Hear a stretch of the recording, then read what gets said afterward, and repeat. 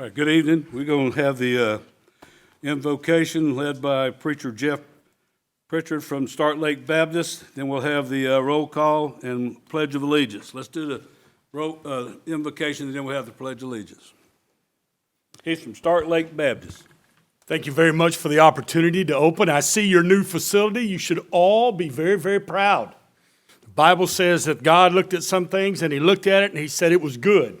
And y'all should look at this and say it is good, all right? Amen. It's a privilege to pastor in your community for 18 years. I've been the pastor at Stark Lake Baptist Church, the church in the heart of Ocoee with Ocoee on its heart. Bow with me for a word of prayer. Lord, we love you. We thank you for the opportunity to come today and spend a few moments honoring you. Lord, I want to begin my prayer today by thanking you for the leadership that we have in our community. Lord, thank you that these wise men and women are here to help our community be the community that it has been and that it needs to continue to be. I pray that you'll bless them. I pray that you'll give them wisdom. Thank you again for this blessed honor. In the name of Jesus, I pray. Amen. God bless y'all. Thank you for the opportunity to be here.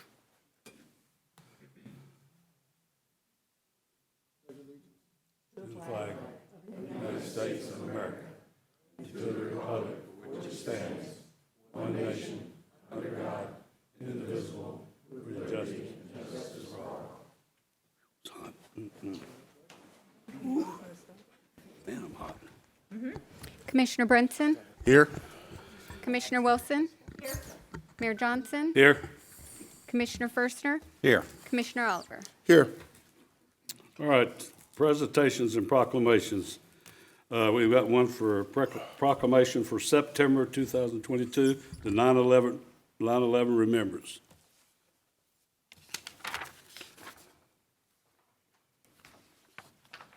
Whereas the earth shook on September 11, 2001 from an assault on the United States of America, and whereas the democratic freedoms we all share were attacked by terrorists from afar, and whereas nearly 3,000 perished in the attack, with more than 400 of those being first responders who sacrificed their lives in an attempt to save others, all innocent victims of an evil beyond our comprehension, and whereas this loss of life and the savagery of the attack on icons of our freedom have left few Americans untouched, and whereas we want to reach out to those families that have been sacrificed for a meaningless representation of a radical political view, and whereas our standard has been one nation under God, and we should stand up for our right and freedom with God's guidance, and whereas these terrorists must be shown what freedom means to Americans, including the right to worship our God without fear of intimidation.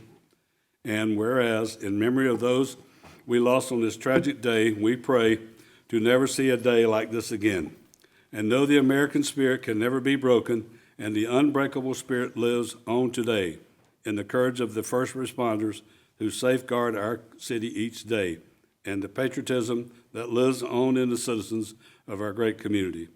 Now, therefore, the City Commission of the City of Ocoee, Florida, proclaims that September 11, 2022 be known as a day of prayer, remembrance, and rededication to patriotism and love for our country that will be recognized forever.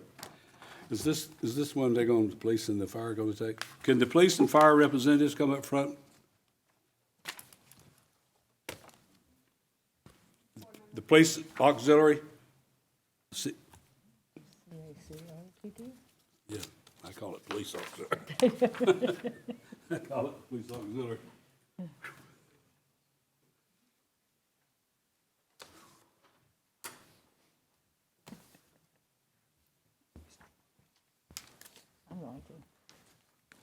Everybody want to come down and take a picture, Commissioner? Oh, I guess we will. Okay. Come on in here. Split, a couple of them split.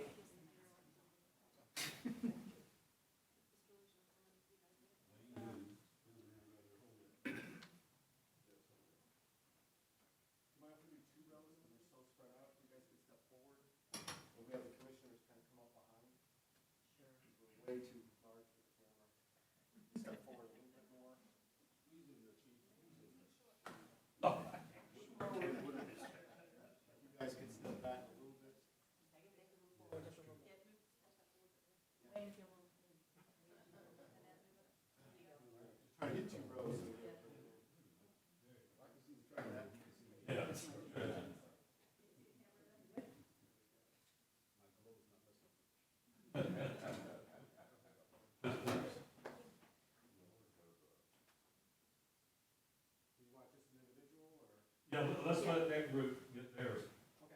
All right, thank you.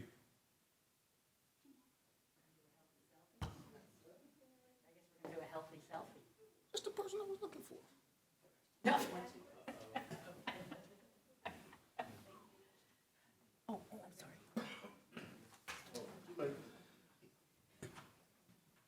Yeah, we're in a training mode here.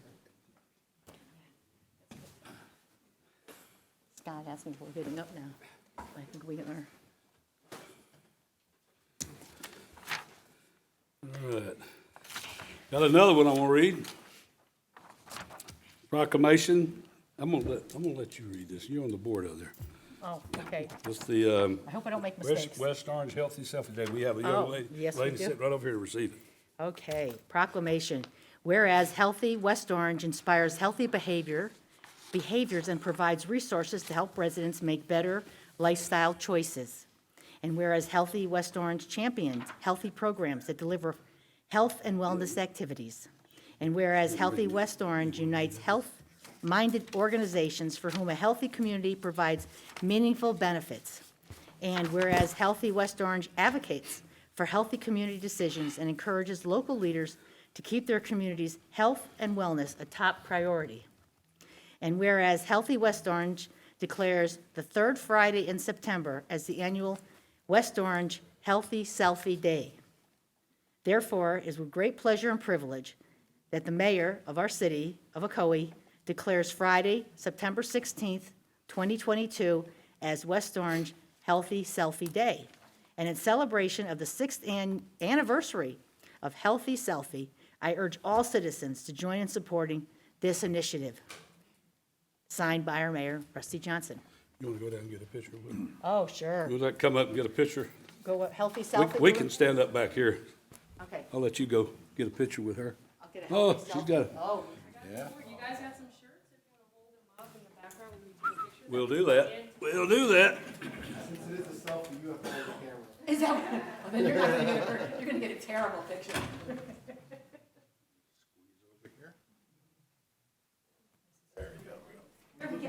Just one or need multiple pictures? Here we go. I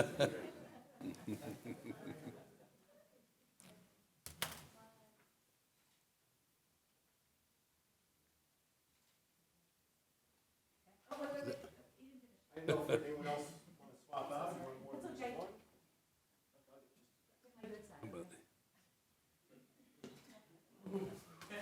Thank you. All right.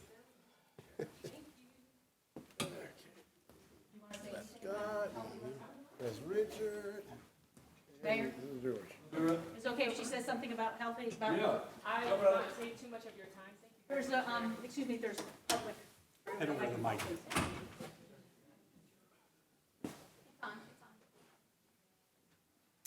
As you can all see, this is my first time here, so thank you very much. I really want to thank Mayor Johnson for allowing me the opportunity to speak today. We are so excited at Healthy West Orange to be able to promote our Healthy Selfie campaign with the City of Ocoee. Again, this is our 6th year promoting health and wellness and really encouraging our residents to join us on their healthy journey and really stay active. Healthy Selfie will take place from September 1st through the 14th. You have the opportunity to snap a quick photo of you doing anything active. It can be cooking, swimming, it can be meditating, yoga, walking your dog. Submit it to us, and one of our greatest winners will get 1-year membership to our local YMCA. If you don't have the opportunity to participate in Healthy Selfie, you can join us for our 5K that will take place on September 10th at the Dr. Phillips Community Park. Thank you all so much. Have a lovely evening. Thank you. It's really our first time also, our second time. Second. Time. So, we're still. Next, we got one more proclamation. Our city lawyer here is going to read it. Scott. All right, this is a proclamation, whereas residents of assisted living communities are active members of the larger community, offering their wisdom, life experiences, and skills. Their past contributions continue to be a vital part of Ocoee's rich history, and their future contributions deepen our city's identity. And whereas assisted living is a critical long-term care service for the elderly and individuals with disabilities that fosters choice, dignity, and independence.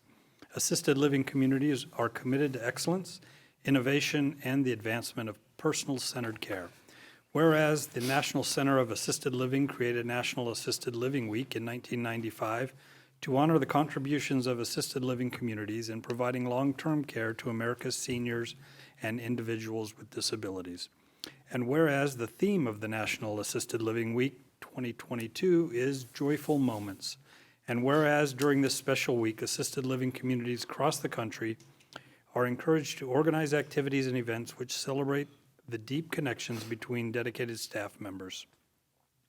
Now therefore, the Commission of the City of Ocoee does hereby declare the week of September 11th through the 17th, 2022 as National Assisted Living Week in Ocoee, and urge all citizens to volunteer in an assisted living community, to visit friends and loved ones who reside at these communities, and to learn more about how assisted living services benefits our communities. In witness whereof, I have hereunto set my hand and caused the seal of the City of Ocoee, Florida, to be affixed this 16th day of August, 2022. Signed, Rusty Johnson, Mayor. Thank you, sir. All right, we have a Turnpike update by Assistant City Manager Shadrick.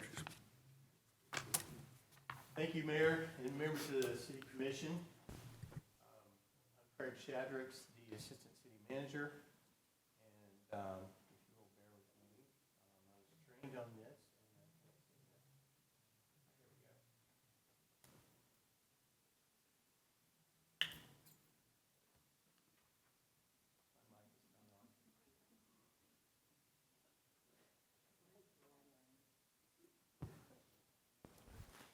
Okay, technology. What? How is that? Oh. Remember, this is the first regular council meeting with the new toys.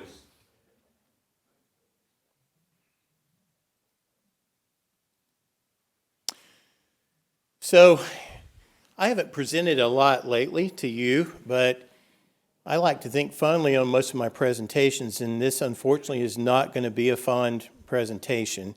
I'm here to provide you with a brief update on something that potentially, looking over my career here, could be the most impactful thing that I've briefed the commission on. And I don't say that lightly.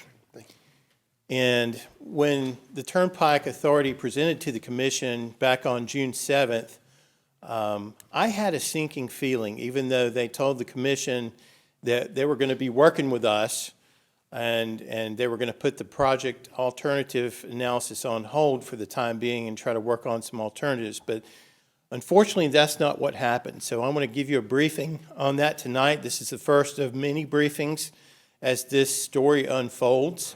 And the timeline is quite lengthy. As you can see, on October 16th, 2019, they started the process with our staff. And as you all know, we have an outstanding Development Services Director in Mike Rumor and the state's best CRA Administrator in Ginger Corliss. And they've been very diligent in meeting with the staff. We've even gone so far as to host their events in the Lakeshore Center. And as you can see from the timeline, there's a demonstrated history of us working with them on this project. Fast forwarding, and I'm not going to hit every milestone, but I want to establish very firmly that we've gone above and beyond to work with the Turnpike staff.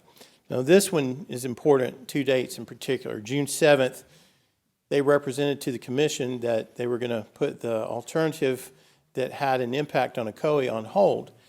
July 18th, just a little over a month later, in a routine update meeting with Ginger and Mike, they informed us that they had been approved to proceed forward with advanced right-of-way acquisition.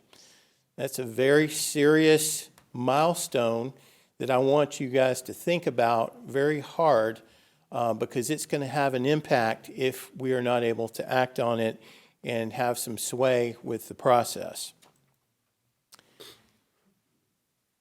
This is just a brief slide of the widening overview. And, you know, I grew up in the Atlanta area, and anyone that's driven through Atlanta knows that I-285 is a nightmare when you're driving through downtown. And They're proposing an 18 total lane expansion. Okay, so they'd be adding an additional, almost doubling the size of it, as you can see. And this alignment cuts right through our city. And it literally separates the south part of our city from the north part of it. And expanding to an almost double width format is not going to be a good thing for us. Now, the problems that they're trying to address, we feel are legitimate. It is backing up tremendously as you merge onto the 429 and onto the 408, but it's a serious problem. The widening is going to have an estimated impact of almost 5 acres on right-of-way acquisition. And I'm going to try to move the cursor around a little bit. It doesn't look like much here from this graphic. And as you can see, it seems kind of slight, but I'm going to show you the impact in a little bit zoomed in. The commission approved the Alibi apartment complex that's located on the Heller Brothers piece at the corner of Old Winter Garden Road and McGuire as part of a mixed-use development that would include a mixture of retail and residential, and they've begun construction on the residential portion of this. And we're talking about 410 multifamily units, a 16-plus acre plan, and it's under construction.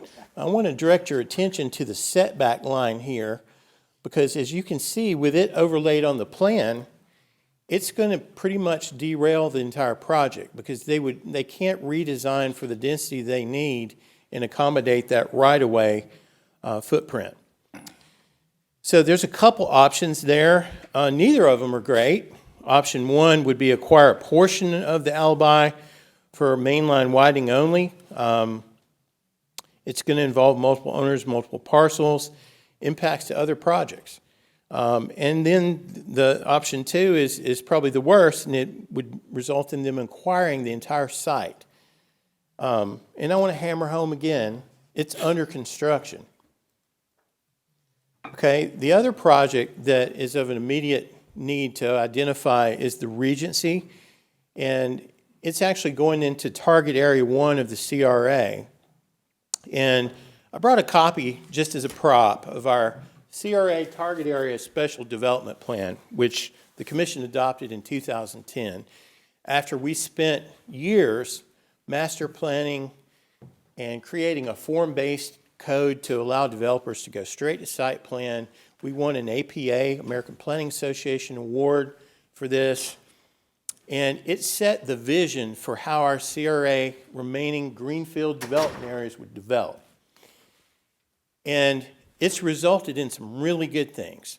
The city center getting going, it's resulted in Health Central being acquired by Orlando Health. That was one of the big byproducts. They didn't realize that they had a gold mine on their campus. And we did a great master plan for their campus, and they're actually building to it and increasing the values.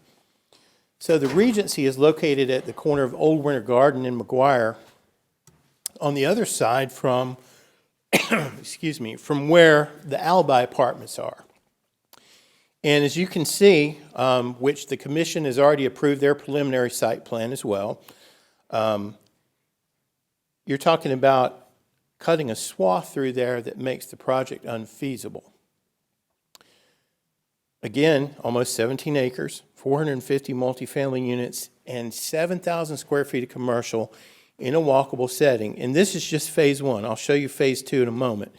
But more importantly, we created a connectivity plan in this document, and this helps execute it. This project is the first big step because it results in us extending Old Winter Garden Road, which I don't want to get into a big dissertation on the importance of transportation connectivity and land use planning, but it's very important to the overall vision that we've established in the CRA. Okay, and the impacts to the Regency, you've got a couple of options there. Convey a portion of Ocoee Target Area 1 stormwater to the 429 ponds to give them a little bit of additional development land. And again, just to kind of set the format, you have State Road 50 here. And this is McGuire Road, and this is Target Area 1 of our CRA. And this is roughly the outline of the site being affected. And option 2, combine the Turnpike pond with an additional pond and convey portion of the Ocoee target area stormwater to a combined pond, which would give them a little bit of additional land. But again, you're talking about a complete redesign. We met with both the Alibi and we met today with the Regency development team, and the news wasn't good. Basically, they depend on equity partners for creating the type of products that we want. And the pause button has been hit. They can't move forward until we figure out what's going to happen really with the Turnpike. So to kind of sum everything up, we actually engaged one of our consultants, Stephen McDonald, who is with Raftellus, and he's one of the leading economists in the state of Florida, and we asked him to do an economic impact analysis on this Turnpike project and what it would mean to the city. And this is just scratching the surface, but you're talking about a loss of a one-time development investment of $336 million in gross economic output, a loss of over 3,500 construction-related jobs, providing over $38 million in wages, loss of significant growth in household income expected to generate $131 million in gross economic output, and then permanent loss of 956 total jobs, providing $38 million in wages and salaries annually. And then getting down to the nitty-gritty, loss of nearly $30 million in cumulative and incremental ad valorem tax revenues for the CRA, and that's projecting forward from construction to when the CRA sunsets. And then loss of creating a tax base of more than $240 million if developed as planned compared to the current $2 million tax base. And so in a nutshell, you're talking about between $2.5 and $3 million a year in revenue that we will not be getting if this goes through as planned.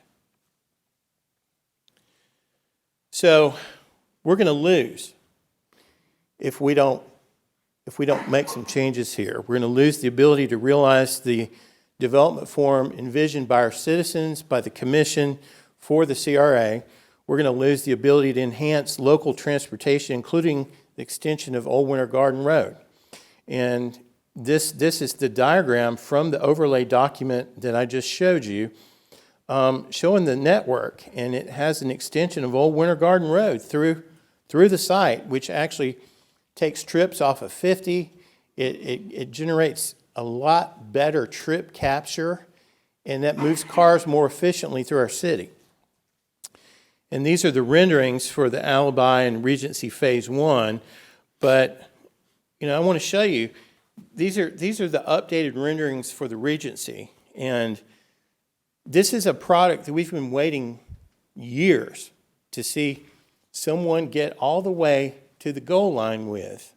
And we're I hate to use football euphemisms, but we're almost in football season. And we're on the 1 yard line.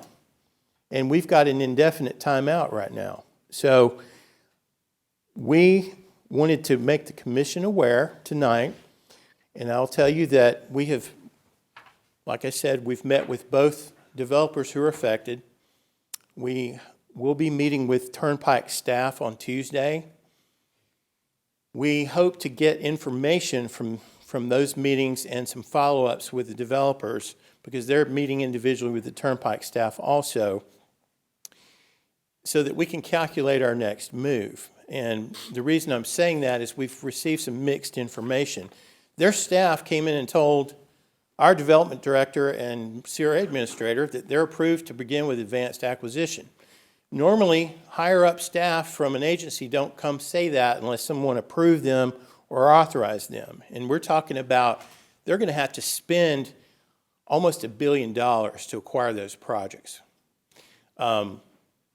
But through a public records request that one of our consultants made, we've been made aware that the funding hasn't been set for that or necessarily approved.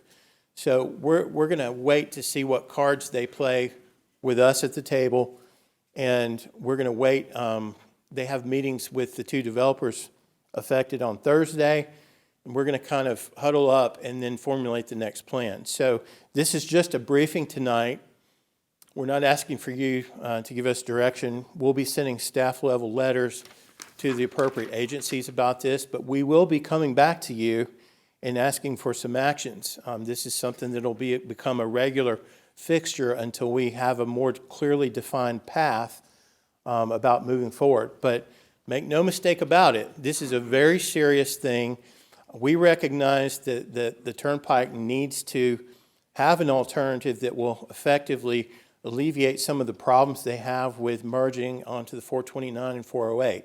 However, we don't feel like they have taken a long enough look at what the best fit is and what the impacts are. And I can't imagine how they think almost $1 billion in eminent domain, which is a conservative estimate that we've come up with in-house, is a good thing for the taxpayers of the state of Florida or the toll payers of the state of Florida.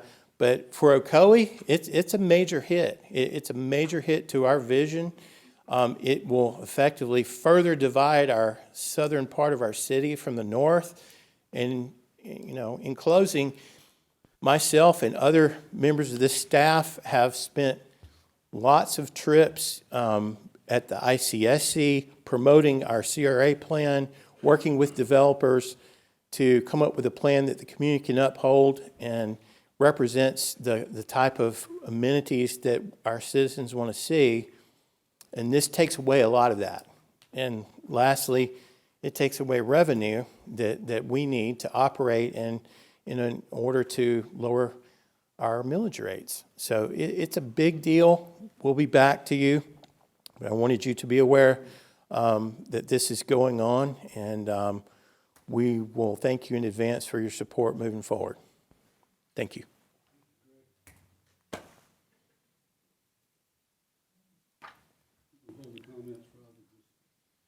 I have some comments.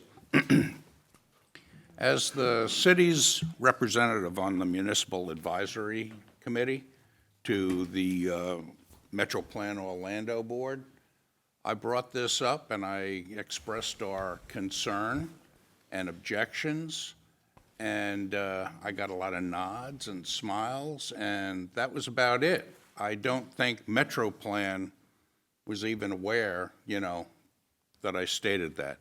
I'm frustrated with that board because it's a rubber stamp type board. It's run, all those in favor, aye. No one objects to anything, and everything that is put in front of the advisory committee just sails right on through. I don't mind bringing up our point of view and our objections and everything, but I need some guidance from you and the city manager and the planning department as far as what direction do I need to approach that in, and how do I approach it? Thank you. We will have better direction on that after we get the feedback from our face-to-face with their staff, and then with the feedback that we expect to get from the two developments involved. These booklets we prepared for you today that you can have, because you all are meeting with people, influential people, and this is a very serious issue. Tab 1 is a white paper that Ginger prepared summarizing all the issues. Tab 2 is the Turnpike document summarizing their project. Tab 3 is Raftelis's economic and TIF impacts, TIF being the CRA district. And it's good reading. It's a very well done study. And then tab 4 is a copy of the presentation that I just gave you. These are your resources currently. We'll be updating them as we move forward, like I said, and have additional information. And there will be an action strategy that we'll be presenting to you. Thank you. Thank you. Just briefly, Mayor, we wanted to get this to you tonight to let you all know what's going on. These are some of the recent developments that staff has been made aware of. So we figured best to get it to you at this time. We're going to come up with strategies. We may meet with each of you individually and as a group in the future just to show you what we think needs to be done. May need to have the assistance of some additional consultants, but we haven't gotten to that point yet. We just wanted to let you know what's going on out there as soon as we had the information. All right. Anybody else have any comments? I just have a quick question concerning legalities. It sounds like this could lead us into some type of legal battle, or there could be some type of legislative intervention. But whether it be legislative intervention or legal battle, what does that look like when you look at it in its totality? Could that take us into a legal battle that would cost us hundreds of thousands of dollars or even millions of dollars to fight this, if it comes to that? Yeah, absolutely. I mean, I could envision this becoming a legal issue. Hopefully it doesn't, but anytime you're involved in litigation, you have to factor in the costs, which could clearly exceed a couple $100,000. So that's going to have to be part of the consideration if it ends up going that way. Thank you. Is that it? No, I have a, and I know, Craig, I know this is going to be a hot topic. I can see it now. I know when they were here briefing us earlier this year and in the past, some of the questions I had from them was just that. What's going to be the effects? So are we talking also, or are the other surrounding municipalities that's being adversely affected the same way that we will be? No. It's a blessing and a curse in this case that we have the confluence of all these great transportation rivers in our city with the Turnpike, 408, the east-west. And so the other municipalities are not impacted as adversely. I understand, I believe that Winter Garden had an issue with one of the off-ramps or exits, which is minor compared to this, that they addressed through some of the meetings they had with them. But there's no one affected in Central Florida to the degree that we are. And just to further add to Mr. Cookson's answer earlier, because there's acquisitions involved, one thing that will be very informative to us will be the fact that if they do decide to proceed, which we're still not sure that they will because we're being told they're funded and we're being told they're not funded. But if they do, then the two developers have a lot of recourse under eminent domain law, and it's, of course, in our best advantage that they purport to the Turnpike Authority the values that are going to be affected here, because that drives that acquisition number up and could tie them up in court in eminent domain for a long time as well. That doesn't necessarily help us because they can't really move forward. They, being the Regency, can't move forward until this clears up, okay? The alibi is under construction, which that helps us a little bit too, because they had ample time.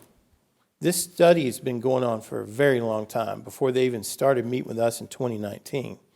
So part of the narrative there is that if they thought they really needed these properties, they should have jumped on them before they were entitled and developed, versus now, and they're part of a CRA, which has a award-winning vision plan, and it's vital to the transportation connectivity for that part of the city. So there's a good narrative that stacks up, but Scott's exactly right. If we get dragged into something, it could be very costly. We're hopeful that that doesn't happen, and that we can pursue this course through other means to avoid any kind of litigation. Right now, thank you for that. One of the things I'm looking at, unfortunately, I'm looking at this small screen. Where the Turnpike is now, we're looking at, 8 to 9 lanes, as it currently is, but as it grows, you mentioned that it could go to 18 lanes. I mean, that's a lot of lanes going up and down the Turnpike, but have you heard, how far down are those lanes going to go? Are they at some point they're going to merge back into 5 lanes across or 8-lane highway? I'm going to show you the extent of the project that we're worried about here. It's mainly affecting the 429 and the east-west, further west here. So the main impacts to Ocoee are, of course, in this part of the CRA.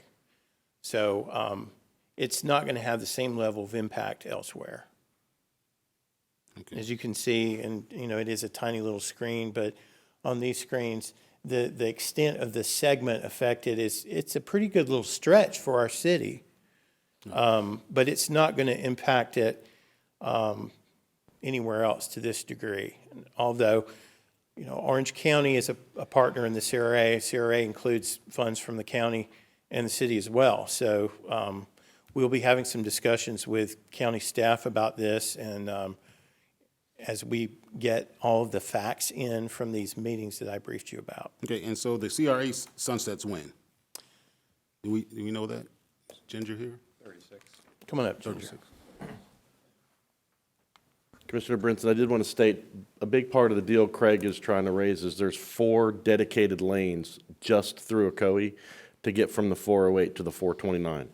Those 4 dedicated lanes They're on each side. on each side, the north and south sides, is that only in that portion of Ocoee.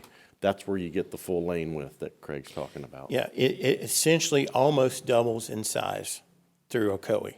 Right. I'm sorry if I didn't make that clear enough. Yeah, no, I just Yeah. wanted to make sure we clarified it for everyone else.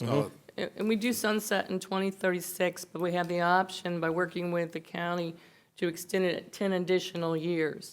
And that's something that we would be working with them to extend, like other CRAs have done in West Orange County with that. But if I could, on those 8 lanes, they're called community diverter lanes, which basically you would be funneled when you're getting, how you get off onto the 408 if you're going on to the 429, so you're not entering the main through traffic. And that's something which I expressed that they needed. Do you need all 8? Can you cut those down? And we were told, no, it would not function without having the 8 additional lanes. Yeah, and I, again, when they were here and they briefed us on that, and I specifically asked them about that, because I knew that would come back up, and here we are talking about it today.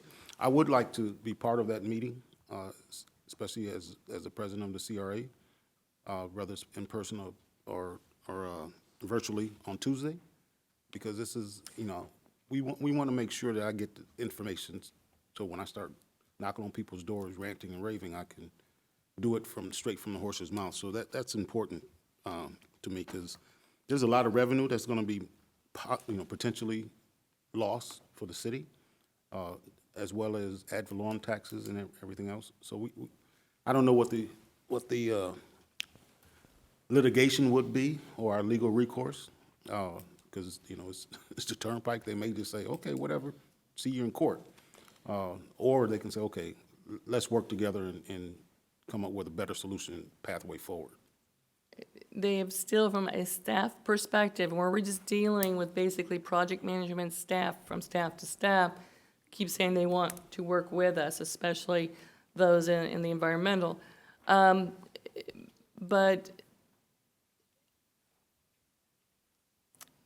it's difficult from a standpoint, if once they're fixed on an alternative, which they as staff are recommending as preferred, which really has been out there, and we've been asking the question, is this project real? Are you moving forward? Is funded as late as May, when we actually had sent you my original concerning letter or email to the board and to the CRA. And that's when we were still surprised when it came to July 18th. I was really taken back that the first thing they said was, we want to move into right-of-way acquisition or advanced. And I asked when, and they said tomorrow. And so that was, I said, well, we're going to have a lot of talking. I have to go upstairs. And That was July 18th. Well, in the process, you need to make sure all the commissioners are aware of what's going on with the process, which in the last 15 years, we've been trying to get that project built out of McGuire Road. So that's a lot of revenue and a lot of economic development. Like I said, a lot of jobs, a lot of tax base for us. So, and I know they want to fix the traffic problems, but there's other ways of doing it, I believe. So we need to address that. But please just make sure everybody gets updates on what we're doing. We'll be bringing regular updates, and then, like I said, as the information becomes available, it'll help shape our path and series of recommendations to the commission, but we will absolutely do that. We have a CRA board meeting on September 20th prior to the commission meeting. I hope to give an update to the CRA board as a whole, because it also may, we may want to discuss some things concerning as we discuss our annual budget as well. So I will be bringing an update to the CRA board as a whole. Okay, thank you. The land that's being, we're looking at the land that could possibly be taken through eminent domain, is all not city-owned land, but some of it is actually owned by maybe developers or, well, the stakeholders, rather, into this. Have they actually came up with their position? Have we met with them to talk about what their position is in this and as a stakeholder in this particular, seems to be eminent domain or this acquisition? Yes, we have, and they are going to be having their meetings with the Turnpike Authority directly, and those stakeholders are owners. So the Albi, like I mentioned, and the Regency are affected. They'll be meeting with all of the property owners that are affected, who will, I am positive, will be lawyered up big time, because eminent domain, as you all are very well aware, is a very expensive endeavor, and under state law, they still could possibly fare very well if the developers could. But it helps our argument as well, because the higher they drive the value of their projects, the better argument we can make that this is crazy. We need to look at other alternatives for accomplishing the same thing. And one thing I wanted to add also, that Ginger made me think about, is the transportation engineer that did the master plan transportation analysis for our CRA is actually a national expert, Ian Lockwood, and he solved a lot of problems in places like New York and Chicago that it appeared on paper that the best thing to do is add more lanes. And I hate to break it to everyone, but more lanes does not equal more cars moved. It's geometry. Trip capture is what moves more cars. And so the network that we had proposed in the master plan actually moves more cars through, and I think that he could probably come up with some alternatives, but hopefully it won't come to that. We want to keep you informed, and we'll be coming back in the future. Thank you. Thank you. All right, thank you. All right, staff report. Okay, I have a couple of emergency items this evening, Mayor. If you look at your emergency item number 1, it's the First Amendment to the purchase agreement for Wired Development. You may recall back in February, you authorized staff to move forward with a sales contract for a piece of property adjacent to Crown Point. We've been working with them. There's been some issues in paperwork. They're asking, we originally gave them a 180-day due diligence period for inspections. They're asking, and we're recommending an additional 120 days in order to get to the finish line on this. All right.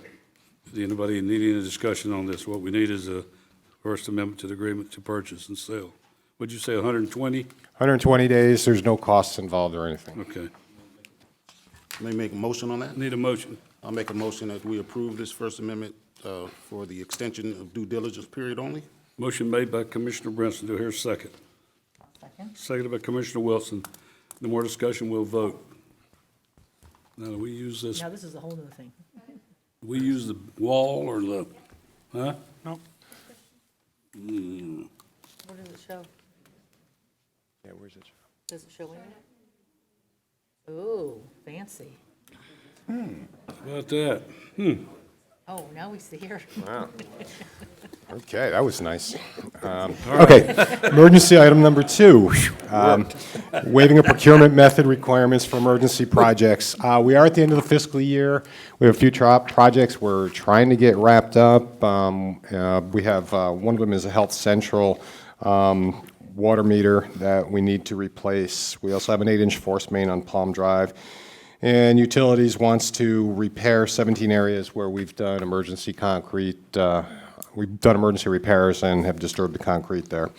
So we had everybody with staff look at these estimates. We had Public Works also review what the work utilities had done in getting some estimates on this, and everybody agrees these are fair prices, and we think we should proceed and get these done before the end of the fiscal year, get these in the system. So we'd ask you to concur and approve this item. Any comments? I have a comment. Is this, this waiving is just for these 3 projects? Yes, and it's not, some of them, we were able to get, and it's part of the way, you know, the construction industry is going right now. I believe on the one, we've gotten 2 estimates. It was just really difficult getting the third. So we want to go with the lowest, and we had the other department concur that they think, the engineers believe that it's in the best interest to go forward at these prices. So the reason I asked that is, it's not a blanket for any project. No. These 3 particular projects only, Commissioner. Anybody else? And they will be funded this year? That's correct. This fiscal year, okay. These are ones that's been left there, we got to get covered up. So some of these other ones, do I hear a motion? I'll make that motion. Motion made by Commissioner Wilson, do I hear a second? I'll second it. Seconded by Commissioner Brinson. Any more comments? If not, let's vote.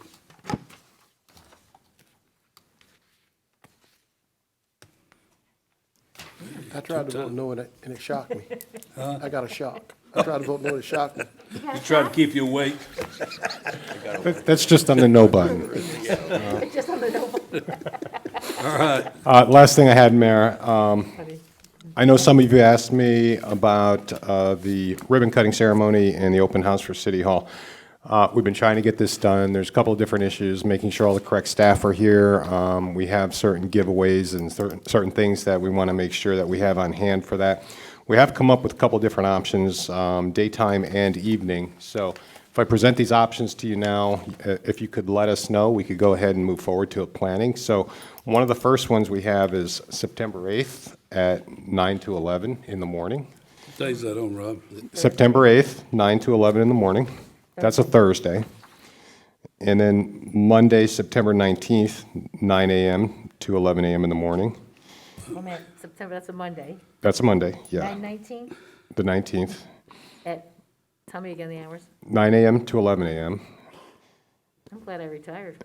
And the next 2 are both, we're recommending 3 to 5 p.m. in the afternoon, Tuesday, September 20th, or Wednesday, September 21st. And they would both be before meeting, so, Well, the 21st is the budget. correct. I guess we had to entice people to stay. So Tuesday would be, that's correct, that's the city commission meeting. Yeah, Tuesday's the city commission meeting, and Wednesday, we'd probably have more people attending, so. Well, one of the problems you got these times are when people are working. I see, all right, okay. We need a little Well, later. in the and that's why, so if we wanted to do something a little later, you know, we were trying to fit these in where times when most people would be here too. If that's something you want to have a little later, Yeah. on a different evening, Even if you did the one from from 5 to 7 or 5 to 7:30, at least, where they can come see it, because a lot of people work. Okay, Besides so- some of that traffic we've been talking about. yeah, they'll be in. I think that would work, Mayor. One of the things we didn't know if it was something you wanted to have early in the morning, because it's still going to be pretty hot in September, or if it's something you don't want it to have in the evening. And if you want to pick one of those, well, I think those 2 days, we both have meetings, so we would have to probably pick another day. I'd personally rather have it in the evening, afternoon, evening. I like the one in the morning, but there should be something in the evening. We need to accommodate as many folks as we can to You come too? see. Yeah, You're not getting off work at 9 o'clock in the morning, though. That's the problem. yeah. Yeah. Yeah, we'd 5 like to make it probably 6 to 8 or something, I think. I'd say, somewhere around 6 to 8 o'clock. Yeah, I think, I agree with 6 to 8 o'clock, and Huh? because, I also agree with 6 to 8, and I don't know if there's gonna be an open house here as well on that day? Is that what the plan is, Rob? Yeah, we wanted to have ribbon cutting and open house and some refreshments too, so. You know, I mean, some of the commissioners do work, too, also, which makes it difficult to Well, let's plan too ask, many we get a mornings. consensus Yeah. to that. People be committing hurry. So What about?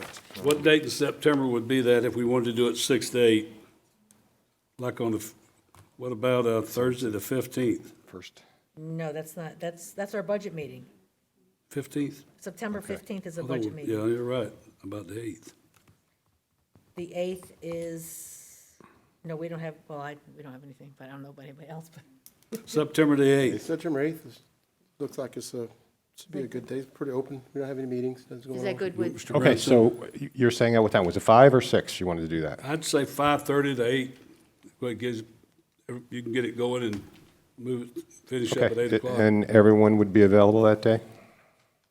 Yeah. Thursday, the 8th, Oh, starting at 5:30? you ain't here. I am, Yeah. You okay with that? are you? September 8th, 5 to 8 p.m., 5 to, Yeah. 5:30 to 8. 5:30. That's a Thursday. Sounds good? Here. We're good. Consensus, yes. That's on the 1st. Are you good? No. Yeah. So DB's there. September 8th. Do we Thursday. do both of Okay. them, 9 to 11 and 5:30 to 8, and Well, that's a lot of, Won't be much work done that day at City Hall, but, well, I think, No, I think 5:30. I think the 5:30 to 8 will do it. I think that'll suffice. And then, because I think people will want to come in and see how their tax dollars would, Plus we got people working, we don't want to. right. okay. We'll move forward with that. Consensus is it's and, okay, 5:30 to 8. on the 8th. Everybody else is okay. Yeah. All right. Okay, we'll move forward with that. And that was all I had, Mayor. But Thank I'm you. going to add something to that. And I'm glad, just quickly, I want to add something to that you brought. I'm glad you brought that up because if we're going to have the grand opening so the citizens come out, I would like to add one thing to that item, that we maybe deal with maybe High Point Church to do more of a collective prayer by a group of diverse Ocoee ministers of other denominations to pray over our city hall, of multiple denominations, to be added to the, I think that's going to be difficult if we're opening for people just to wander in, if they come 5:36, 6:37. Yeah. I mean, Yeah. I understand what you want to do, but I'm just saying that.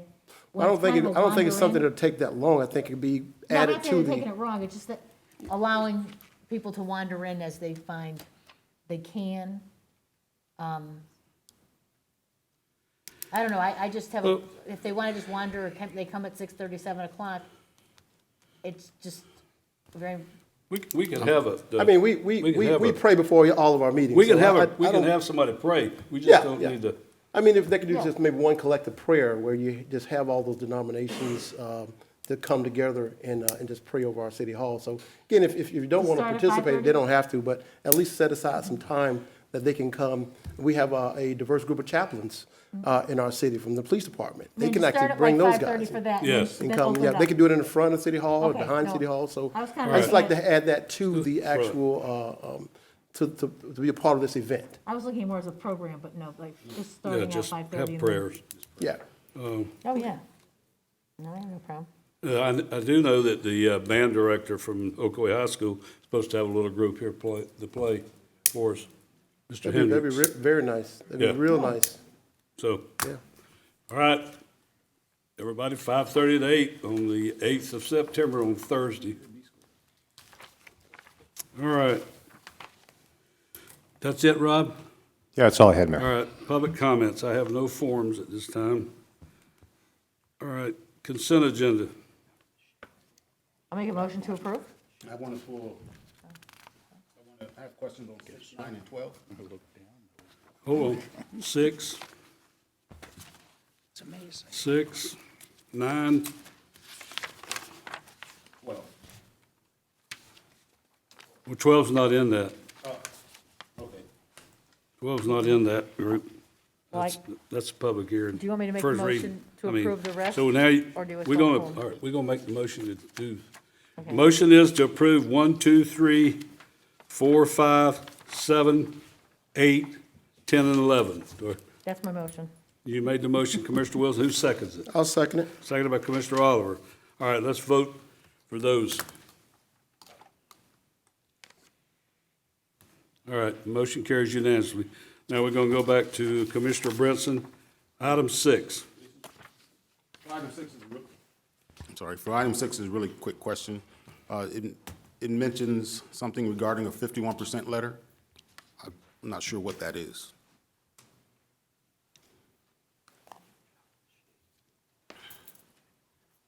Simon Placencia from the Police Department. The 51% letter is a letter that we have to Is your give. microphone on?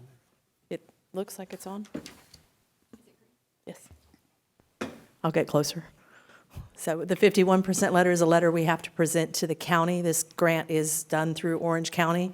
The 51% letter lists all the projects of all the different agencies in the county, signed off by their representative in their county government or city government, and it goes back to the state to fund that JAG grant for a total of $302,000. Our portion of that is $10,000.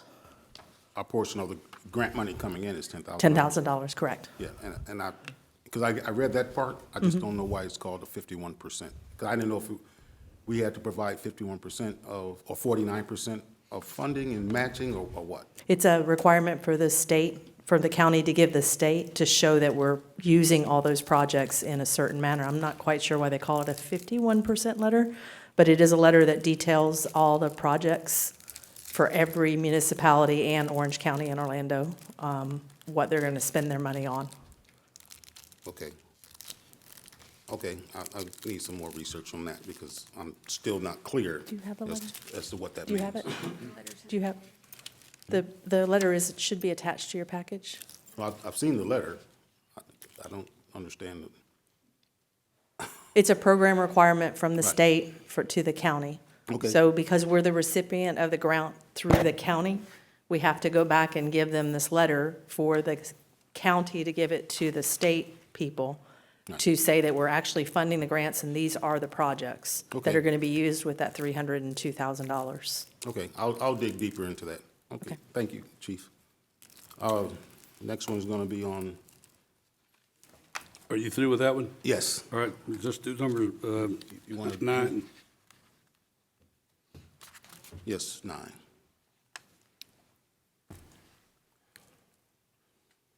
Yes, sir. Sage Software. Yeah, this is because the city was a co-developer on this solution. Yes. What's the cost of the software to other municipalities in the marketplace? About $200,000 a year, And so what is our cost? $35,000. Okay, so we're still benefiting from us being co-developer? Yes. Okay, that was my main. We're not question. having to pay a license fee per se. This is for technical support. We ask them to make changes to the software, to answer questions, to fix things that come up when there's a problem. They're always making little tweaks to it, and they also assist us with modifying the programs. We have new staff that need to be trained, and they can support that process too. And that's part of the 35,000? Yes. Okay, because the other question I had was, is the additional function cost covered by the 35,000 for other areas of the development services? If we want some additional features, the code changed, we can pay them like a consultant to provide the additional code, and then the support of that would be included in there. But writing the software would be an extra cost, like you hired somebody to do the work.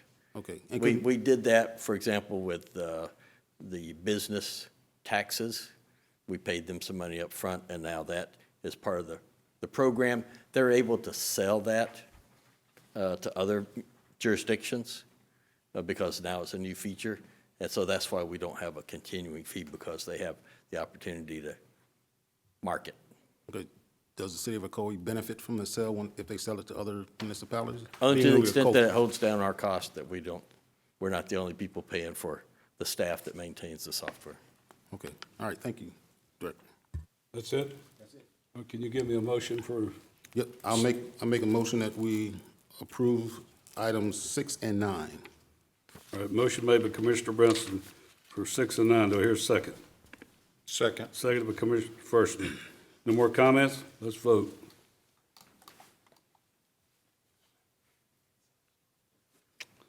Motion carries unanimously. Thank you. All right.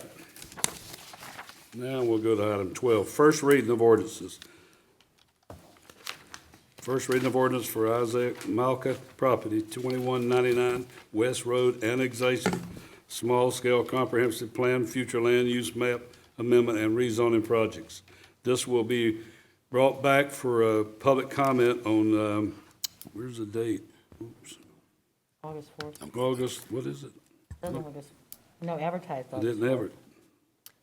Well, read it. All right, this is the annexation ordinance.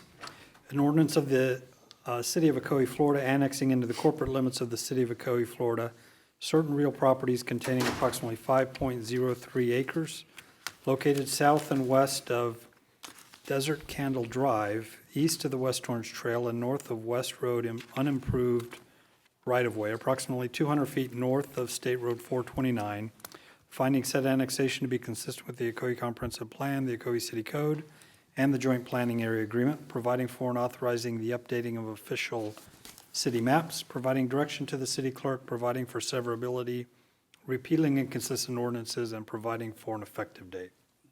Coming back, update. Mike, do we have a, is it going Yeah, to be so next Mayor, commission meeting? the reason there's not a public hearing date is, as part of initiating this change, we have an item later on the Okay, agenda, all right. amending the JPA. If we. Just wanna if make you- sure. If you vote to amend Yeah. the joint planning agreement, we send it to the county, they have to hear it, get it on their docket, then it'll come back and we'll advertise it. So we don't have a time We're yet. not voting for it. That's why. All right. So you'll be voting kind of on it in another item later on in the agenda. The Okay. JPA amendment is regarding that. Okay, thank you. Going to second reading of ordinances, public hearings. Whoop, you got another? Two more ordinances on the same. You do? Same matter. The rezoning ordinance is an ordinance of the City of Ocoee, Florida, changing the zoning classification from Orange County A1 Citrus Rural District to City of Ocoee PUD on certain real properties containing approximately 5.03 acres located south and west of Desert Candle Drive, east of the West Orange Trail and north of West Road unimproved right-of-way, approximately 200 feet north of State Road 429, finding such zoning to be consistent with the Ocoee Comprehensive Plan, providing for and authorizing the revision of the official city zoning map, repealing inconsistent ordinances, providing for an effective date. And then the small-scale ordinance is an ordinance of the City of Ocoee, Florida, amending the City of Ocoee Comprehensive Plan as adopted in 1991 as amended, amending the future land use map of the Ocoee Comprehensive Plan to change the future land use map designation from low-density residential to high-density residential for certain real property containing approximately 5.08 acres located south and west of Desert Candle Drive, east of the West Orange Trail and north of the West Road, unimproved right-of-way approximately 200 feet north of State Road 429, providing for and authorizing the revision of the official city future land use map, repealing conflicting ordinances, providing for severability, providing for an effective date. Okay, That's it. all right, thank you. Now we'll go to 13. Second reading of ordinance adopting the new boundaries for the commission districts of the city of Ocoee. First reading was held June the 21st. City clerk, you got? Let me go ahead and read the title to this ordinance. This is an ordinance of the City of Ocoee, Florida, relating to geographical boundaries for single-member city commission districts, amending Section 5-21 of Article 2 of Chapter 5 of the Code of Ordinances of the City of Ocoee in order to change the geographic boundaries of the single-member city commission districts, providing for delivery to the Orange County Supervisor of Elections, providing for severability, providing for codification, providing an effective date. Okay, so I'm going to open the public hearing.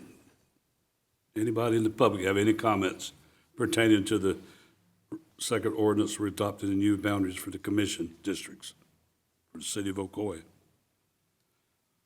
No comments? I'll close it, bring it back up to the dais. Any comments? No comments? Let's vote. I need a motion. I'll make the motion. Go ahead. I'm sorry. Go ahead. I'll make the motion that we adopt. Commissioner Oliver makes a Rezoning. motion. Yes. Do I hear a second? I'll second. Seconded by Commissioner Forster. Let's vote.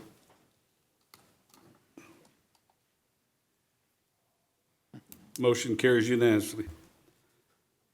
All right.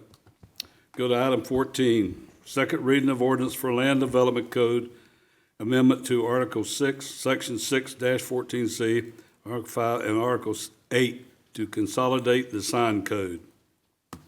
This is an ordinance of the City of Ocoee, Florida, amending the City of Ocoee Land Development Code, Article 6, Section 6-14C5, Sign Design Standards, and Article 8, Sign Code, in order to consolidate provisions from Section 6-14C5 of Article 6 into Article 8, and reorganize and update Article 8, Sign Code accordingly.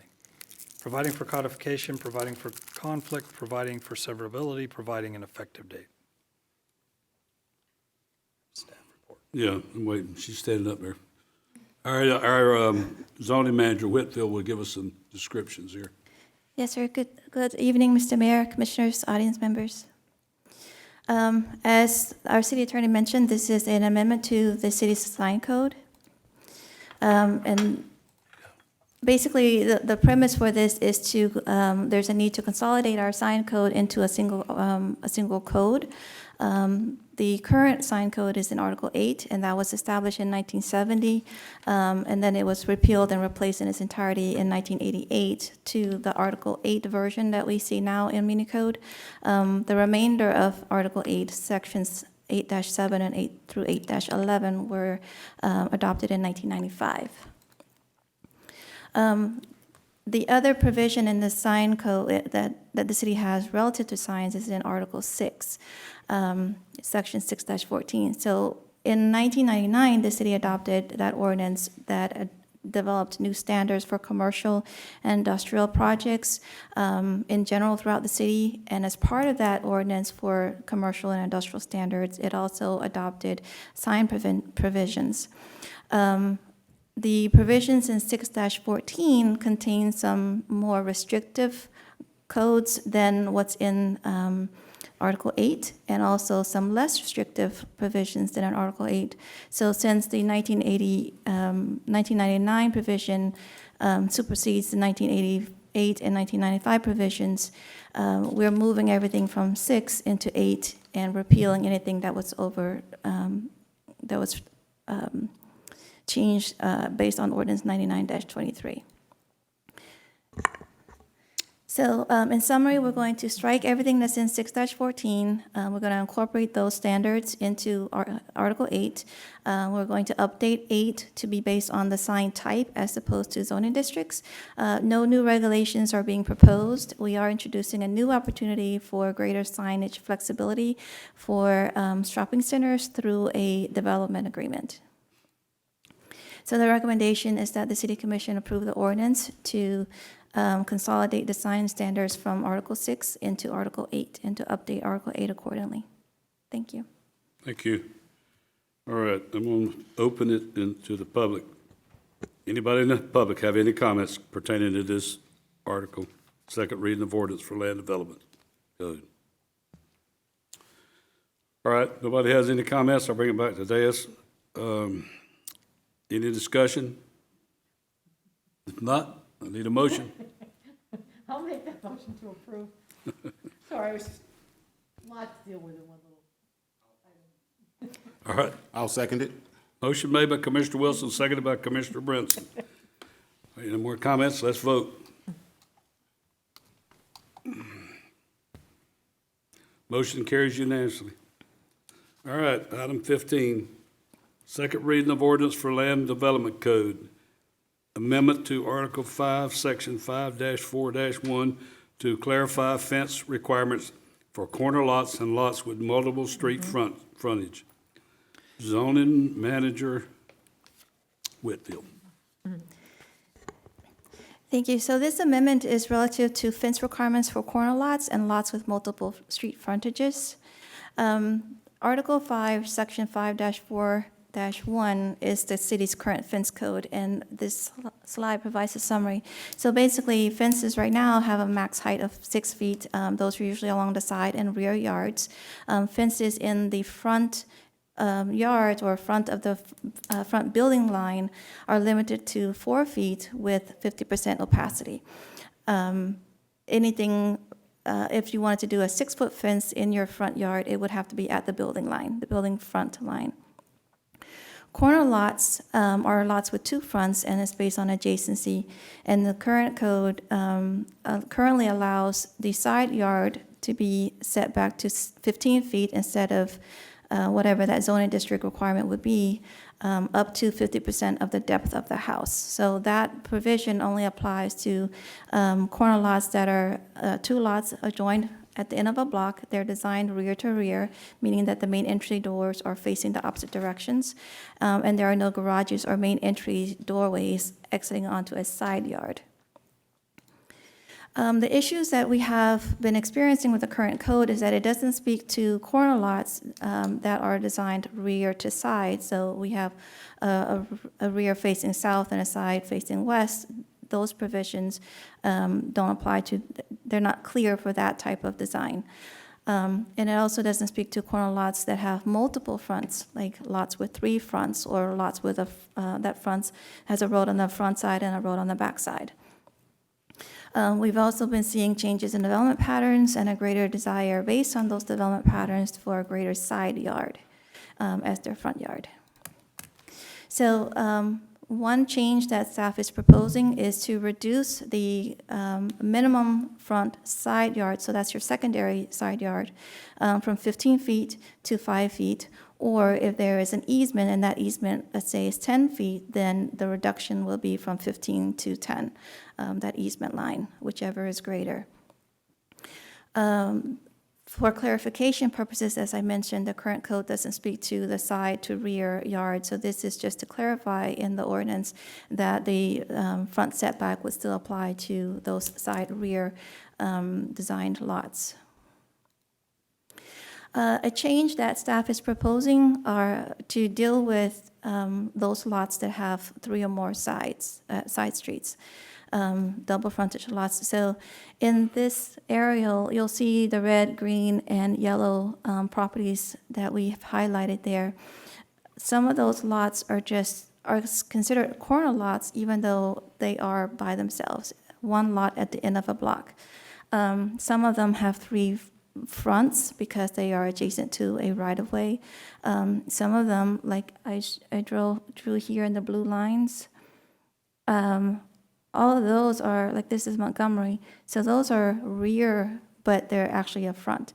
So the code draft that we're presenting to the commission this evening is to give staff the flexibility of looking at the fence for individual lots based on the hierarchy of the functional classification of the roadways surrounding those lots, the presence of existing sidewalks or planned sidewalks, the location of existing walls and fences in that neighborhood, and the orientation of the existing driveways to determine, the best and most appropriate location for placing the fence to ensure that, the property owner gets the most yard that they can, but still ensuring pedestrian safety and vehicular safety.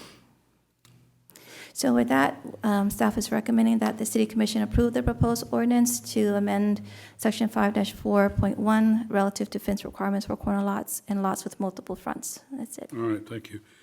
So, anybody I'm going to open the public hearing to the ordinance. Anybody on item 15, article, second reading of ordinance for land development code, amendment to Article 5 for the clarified fence requirements for corner lots and lots with multiple street frontages. Any comments? No comments, I'll close it, bring it back to dais. Let me go ahead and read the title to Read that it. one. Yep. This is an ordinance of the City of Ocoee, Florida, amending the City of Ocoee Land Development Code, Article 5, Section 5-4.1, fences relating to design requirements for corner lots and lots with multiple frontages, providing for codification, providing for conflict, providing for severability, providing an effective date. All right, if no discussion, do I hear a motion? I'll make a motion for approval.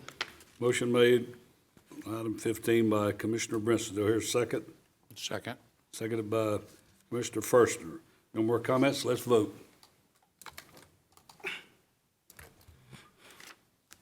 Passes unanimously. Thank you. Thank you very much.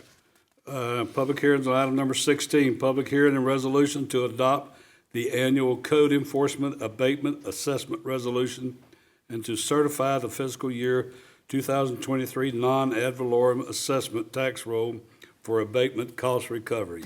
Sports Services Director Butler. Sir, a few years ago, you passed an ordinance that allowed us to collect these tax increment non-ad valorem. And we've been pretty good in getting a collection on these. Actually, just threatening to put it on the tax bill has motivated 2 people this year to go ahead and pay up. So we just have 7 properties, total of about $3,200, ranging from $160 to $1,300. So this is a way for us to expedite these things because a lot of times they just drag on and on. So these are abatements. This is where the city spent money to try to mow the grass on an abandoned property or fix a fence on a house that was in foreclosure so that people couldn't get in the backyard to get to the pool, or, you know, those types of things where we had to do something from a public safety and nuisance perspective. So this is a fairly small tax roll, and this would go forward to try to collect that money as part of the tax bill. Okay. All right, I'll open it to the public. Anybody in the public have any comments about item 16? No comments in the public? Bring it back to dais. Anybody up here have any comments? I'm sorry. I have a question, and now, this tax will be for everyone or just those who are violated? It's just those 7 properties that were sent a bill, they were given 30 days to pay, they didn't pay, it started accruing, and so we put it on there. We have an 18% annual interest rate. We put a lien on the property, and so the amount of money that we're collecting is the sum of the actual cost that we spent, any interest that has accrued because they didn't pay the bill on time, plus the cost of filing the lien and the lien release when it's paid. That's about $17 for each of those. Okay. So, and the reason I asked the question that way is if there's properties in the city that goes that way again, do we have to come back before us for the same reasoning, or? No, we do this every year, but it's a different set of properties usually. There may be a repeat offender, you might say, in there, but we don't come back again for the same piece of property for the same problem. That goes on the tax bill, and it runs with the property. Okay, thank you. All right. On an average, what do we spend on an average per year to, just to get to this point, as far as any notices that we may send out, any litigation, anything we may have to go through the court systems? What do we spend on an average per year when we start looking at recouping this money? We mostly spend money anywhere from $150 to $200 to clean up abandoned lots, to mow the grass, to do those types of things. We may have some extraordinary items sometimes where there's a house that's burned and we have to board it up or something like that, that we have occasionally done those types of things. But mostly these are small items, like cleaning up abandoned property, fixing a section of a fence. We have a contractor that does that. They're on a continuing services contract.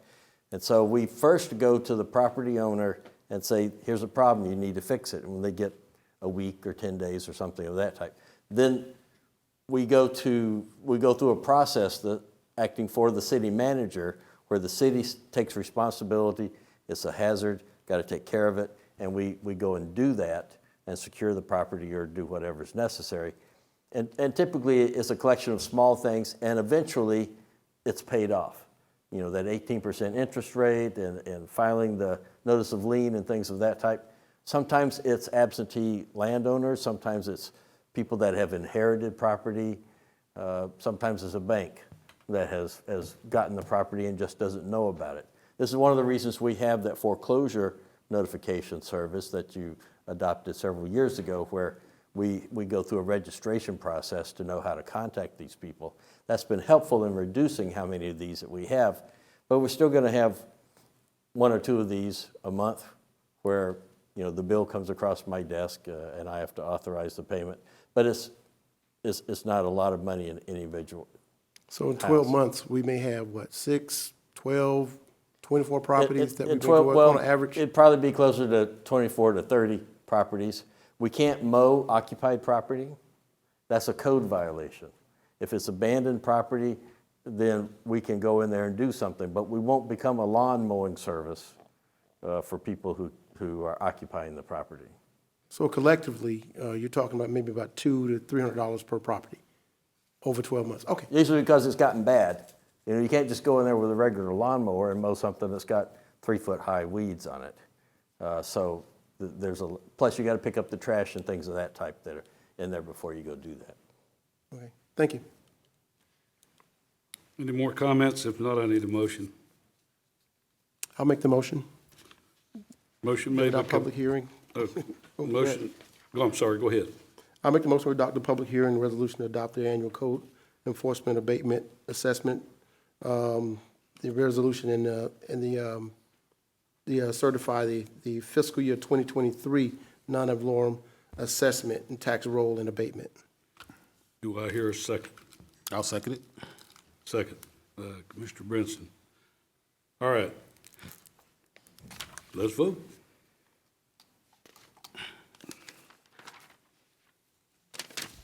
Motion carries unanimously. Item number 17, public hearing for Third Amendment to the Joint Planning Area Agreement, JPA, with Orange County for Isaac Mauka property, 2199 West Road. Thank you, Mr. Mayor. As this commission is aware, the JPA was last adopted or approved by the board, by the commission in 2019. Since 2019, there have been two amendments last year in 2021. The first one was the commercial park, Progress Commercial Park, and the second one was the McGuire Road Commercial Retail Center. This is the third amendment to the JPA since its adoption in 2019. The subject property, Isaac Mauka property, is approximately 5.08 acres off of West Road and Fountains West Boulevard. The first reading that came a little bit earlier was for the annexation, comp plan amendment, and rezoning. Ultimately, it'll be a 48-lot subdivision. That is what the applicant team is asking for. The proposed amendment to the JPA future land use map is to go from low-density residential, which is up to 4 units per acre, to high-density residential, which is 8 to 16 units per acre. The proposed density for this project would be 9.4 units per acre. As you see here, right now it's yellow, and what they're wanting to go to is high density. Staff recommends approval of the third amendment to change the property from low density to high density for the property located at 2199. And as Mr. Director Roma mentioned, if the City Commission adopts this one, we will send it to the county and then await for the county's response before we proceed with annexation. And the applicant is here if you have any questions. Okay. Do you have anything to read? All right, I'm open for public hearing. Does the applicant want to have any comments? You don't have to, okay. All right. All right, we'll close the public hearing, come back to the dais. Does anybody have any comments? Let's see here. Yeah, this is on the infrastructure. This is an infrastructure question. Have we talked about, we have taken those infrastructure and trips into consideration and the effect on up there? We're looking at that as part of the future land use amendment. The change from 4 units per acre to 16 units per acre. I don't think I have that packet. Yes, Commissioner, if you look back at your packet for the first reading for this project, you'll notice being out there where the charter school is. The charter school was a part of the PUD which created that road. We required that road to extend past the charter school, connect and stop at the West Orange Trail.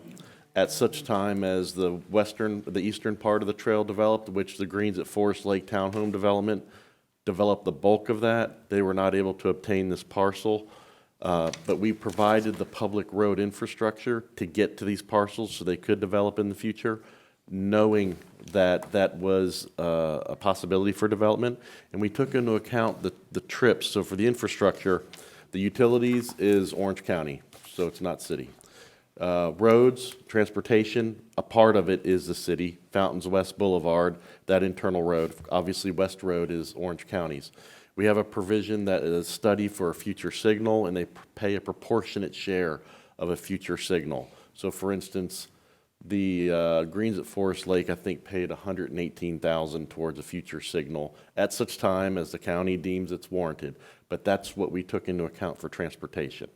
And then there's no public drainage with this, so that's the limit of the infrastructure.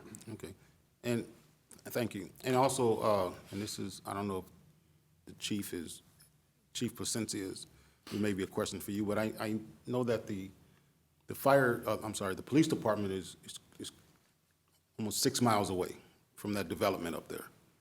And now we have more residential units going up there. As part of our, before the chief speaks, part of our annexation process, in the packet for annexation, we provide you a feasibility analysis and how level of service is met. And in it, it'll show you that for this parcel, obviously they have a zone. The police, stay in the zone. And so that's how we show that this doesn't impact our level of service, because the trip's not created from the police department to the site. It's from the officers they have in that zone. So we do provide that analysis for you. Okay, because, obviously the concern I have is for first responders, because we have more units being put in the north end.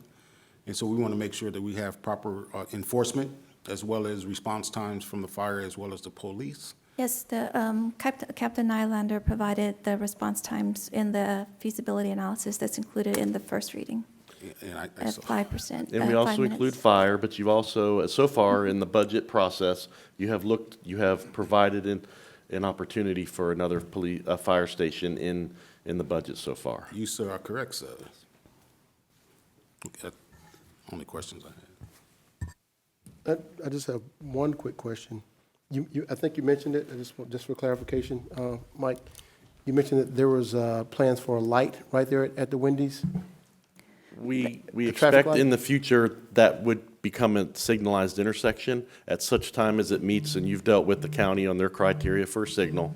So we've planned ahead. We said, as part of this, we want you to study your impact, and you have a proportionate share. Of those trips, you might be 8%, 50%. And of that percentage, we assume the three-way signalized intersection cost, and they pay ahead of time.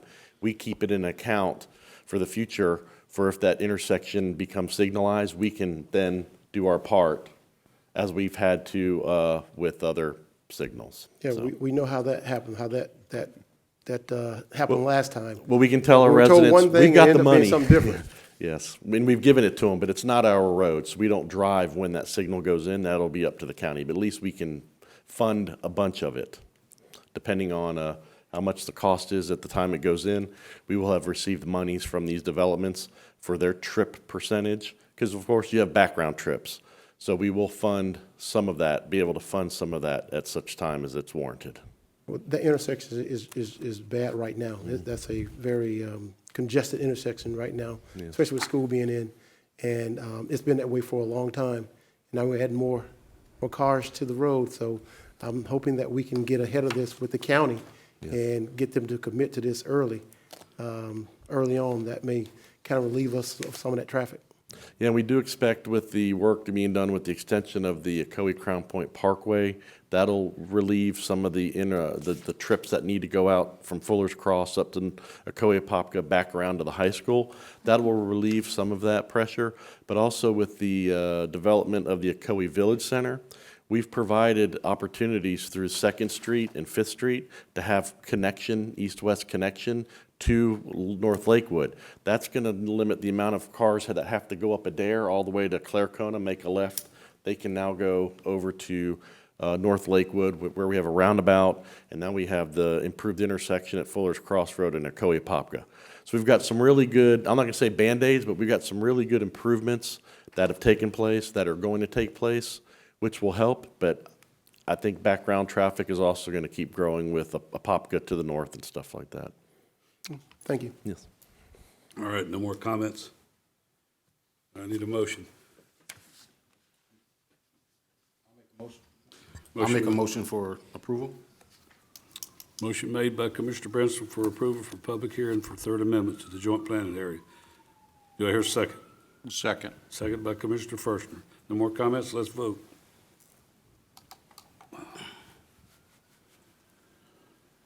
Motion carries unanimously. All right. Approval of new appointment to the Human Relations Diversity Board. I went back and pulled up all the appointments with the districts and got the count. I was looking at this one gentleman, Mr. Demetric Brown. He was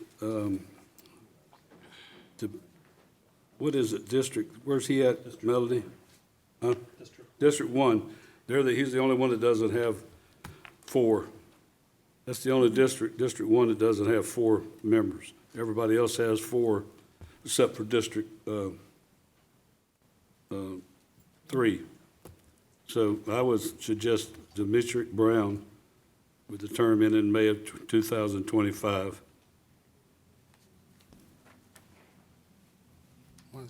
Can I ask a question? Or, I'm sorry. You sure can. Okay. Is there any, it bothers me when I see one district without anyone. I don't know, Commissioner Firstner, have you? He tried. You tried? Yeah, I'm afraid I couldn't find anyone. That's, again, that's too bad, because it would like, I'd love to see Yep. when we have each district represented. But, I'll be happy. Did you make that motion, or can I second, or do I You need to can make make it? it. But before we make that motion, I do have a comment. Okay.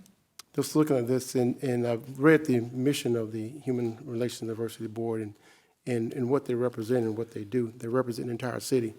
So we've never looked at what district a person's in. I don't think the districts are important as to the members that live in the district. I think the most important thing is that the members that sit on the district, regardless of where they live, they're representing the entire city. They represent us as a city as a whole. So district has never been something that we've talked about with any board. We never really look at especially if the board represents the entire city.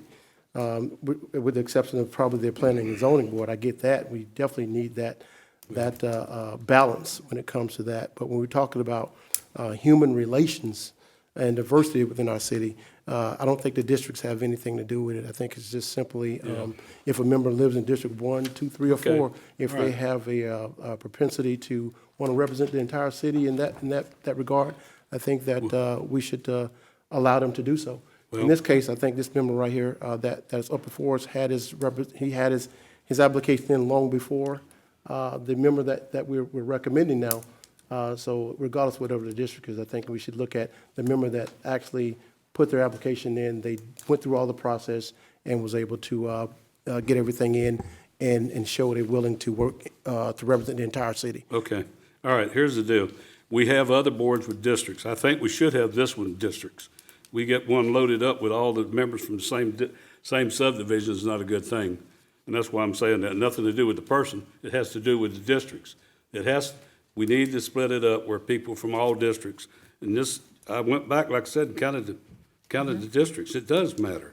And it doesn't matter, it's all about what you're going to do for the board anyway, but you just overload from a district to make that, and the votes could carry that way. It does work.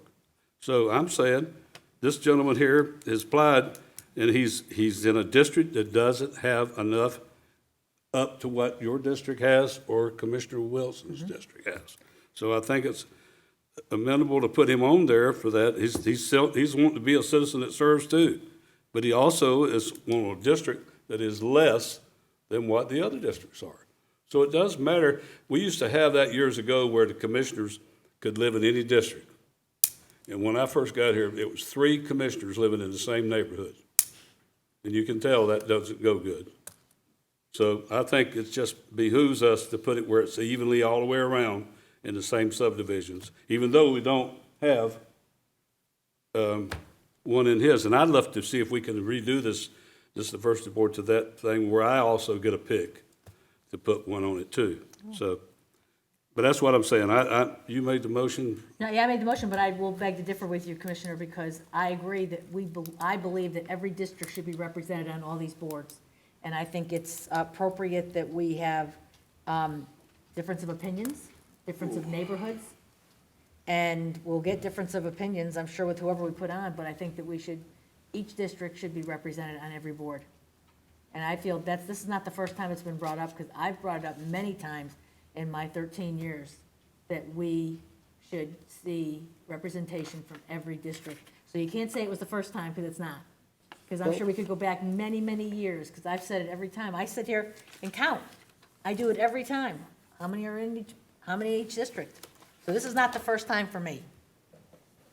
All right. Well, I understand what you're saying, and again, I must strongly protest. And again, looking at the mission of this board and what this board is about, they represent the entire city. So As far as what district they're in, it really should not matter at all. You should be, if we have 4 members from one district and they're representing the entire city and not their district, it really wouldn't matter one way or another, because their mission and how they vote and how they look at things for that board, human relations and diversity. It didn't say anything about districts or how we were zoned in the city.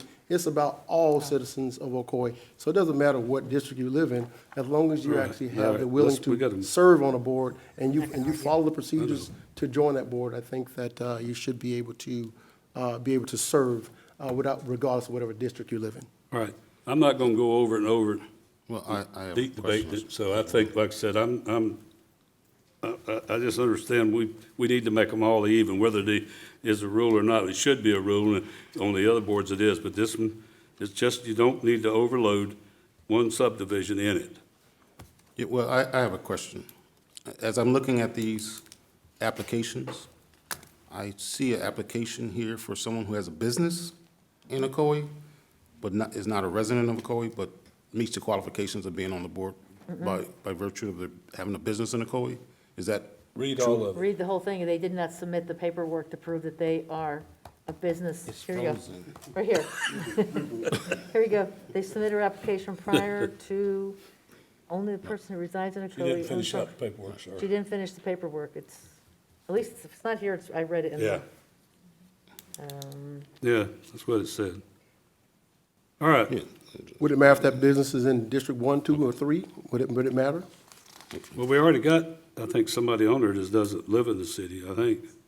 So again, if we have. That's, well, no, business it doesn't owners- matter, we don't, District- there's no, we don't want Yeah, to be just debating that, we know what, we've Well, I mean, each. we just have a we've different each said opinion. it. I That's know, all. we've each There's a said different it. opinion. We've each said it, so you gonna make the motion? I made the motion All right, For I'll second the Mr. motion. for Mr. De- Brown. Dimitri Brown. Yeah. I second the motion. I'm sorry, did you All pass right. the We gavel? got to give the. Did you pass the gavel with a I'm second? gonna hand it to him. How about I just pull it over there? I second the motion. So, you gotta call the vote. We have a motion by Commissioner Wilson, a second by Mayor Johnson. All those in favor, let's vote. All right. Motion. Vote carries 4-1 with Commissioner Oliver, 5-1, I'm sorry. 4-1. 4-1. yes, with Commissioner Oliver voting no. Here, take the thing back. Did a good job. All right. You send a notice, right? Oh, okay, thank you. All right, comments from citizens and public. I have no papers tonight, so. You got you fill out a paper? I can fill out a paper now. Okay, I want to make a comment. you can.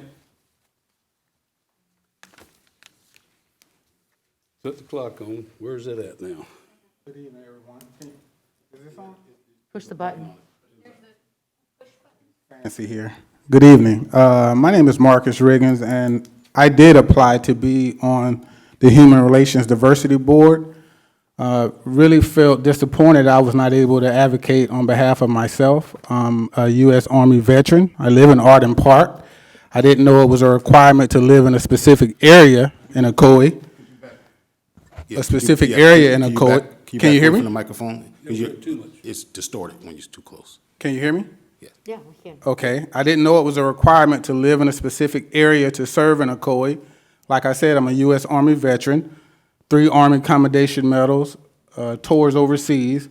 So I really felt disappointed that you didn't give me an opportunity to serve based off of where I'm located in the city, which doesn't really make any sense to me. So I definitely wanted to address the mayor, and I want to thank you for your time, the mayor and the commissioners.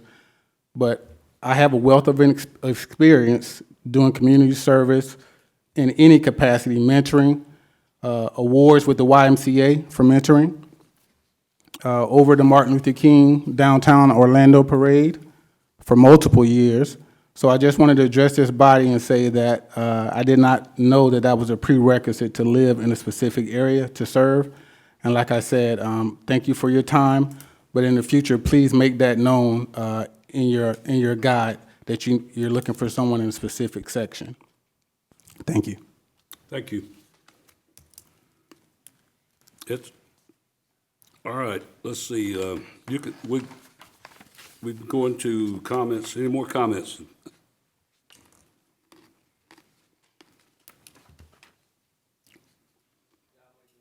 All right, no more comments. We're gonna No, close. Brad. Brad?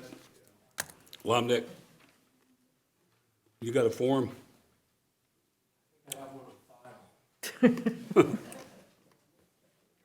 That's not the way it works. Good evening, Brad Lomnick, Veronica Place, and on the HRDB board. Commissioner Oliver, I'm glad to hear you say that the HRDB board is about the entire city, which is great, because in the last two meetings, and especially the last one, there was a lot of back and forth to where we're trying to get the HRDB board to look at other diversities and champion some of these, and there's members on the board that said they don't need to volunteer to do things like that. We've tried to get members to look beyond the programs that we do already and to look at other diversities. And we've tried to create a program to where each member should take a month and pick a diversity in that month. We've been given a list of, certain things that happen in those months. And they say they just don't want to do it. So they don't want to volunteer to do it. They don't have to volunteer to do it. So, we've asked for members to pick a month for Women's International Day, for the LGBTQ month, for Black History Month, for Native American Month. And they don't want to do it. They just want to, do the Ocoee Massacre event, and that's all we talk about. And we didn't talk about it the other night because the planner's taking a hold of it. So it's like, okay, let's start talking about other things. But it gets into a thing that we're just trying to, mess up the board. But we're trying to say it's for all citizens in Ocoee, and that's not the way it's going. I'm thinking this board probably needs to be disbanded and redone. There's a lot of problems on that board. Member Oliver, Commissioner Oliver, I know you had a travel thing, but you haven't been there in 4 meetings. We have no city representation other than Doug Gaines and the clerk. So I mean, there's no leadership to that board, and it's gone bad to the point where 2 members almost got into an argument the other night about it. The members don't want to get into anything but pertaining to the things that we do over and over again, and it's a shame. So thank you. Thank you. All right, anybody else in the public? H1, please fill out a form.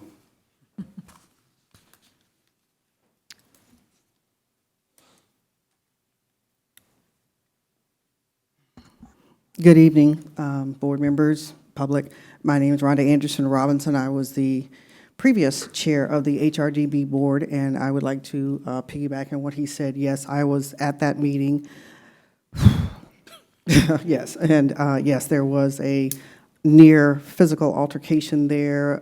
Again, there was some misquoting, unfortunately, that went on, and it got into a shouting match, which we've had those in meetings before. We all sometimes need to realize we need to agree to disagree, but that night that came into something a little bit more where some of us were concerned about our safety, and I'm, as a member of that board, coming forward to express my concerns about that. I actually was going to ask about us having some type of security or something available for those meetings, because it was, again, looking like it was going to be a physical altercation. And if I'm going to be attending those meetings in the future, I want to feel that we are all safe, even if we're just disagreeing over certain things. So I wanted to bring that up tonight as my concern as again, a board member.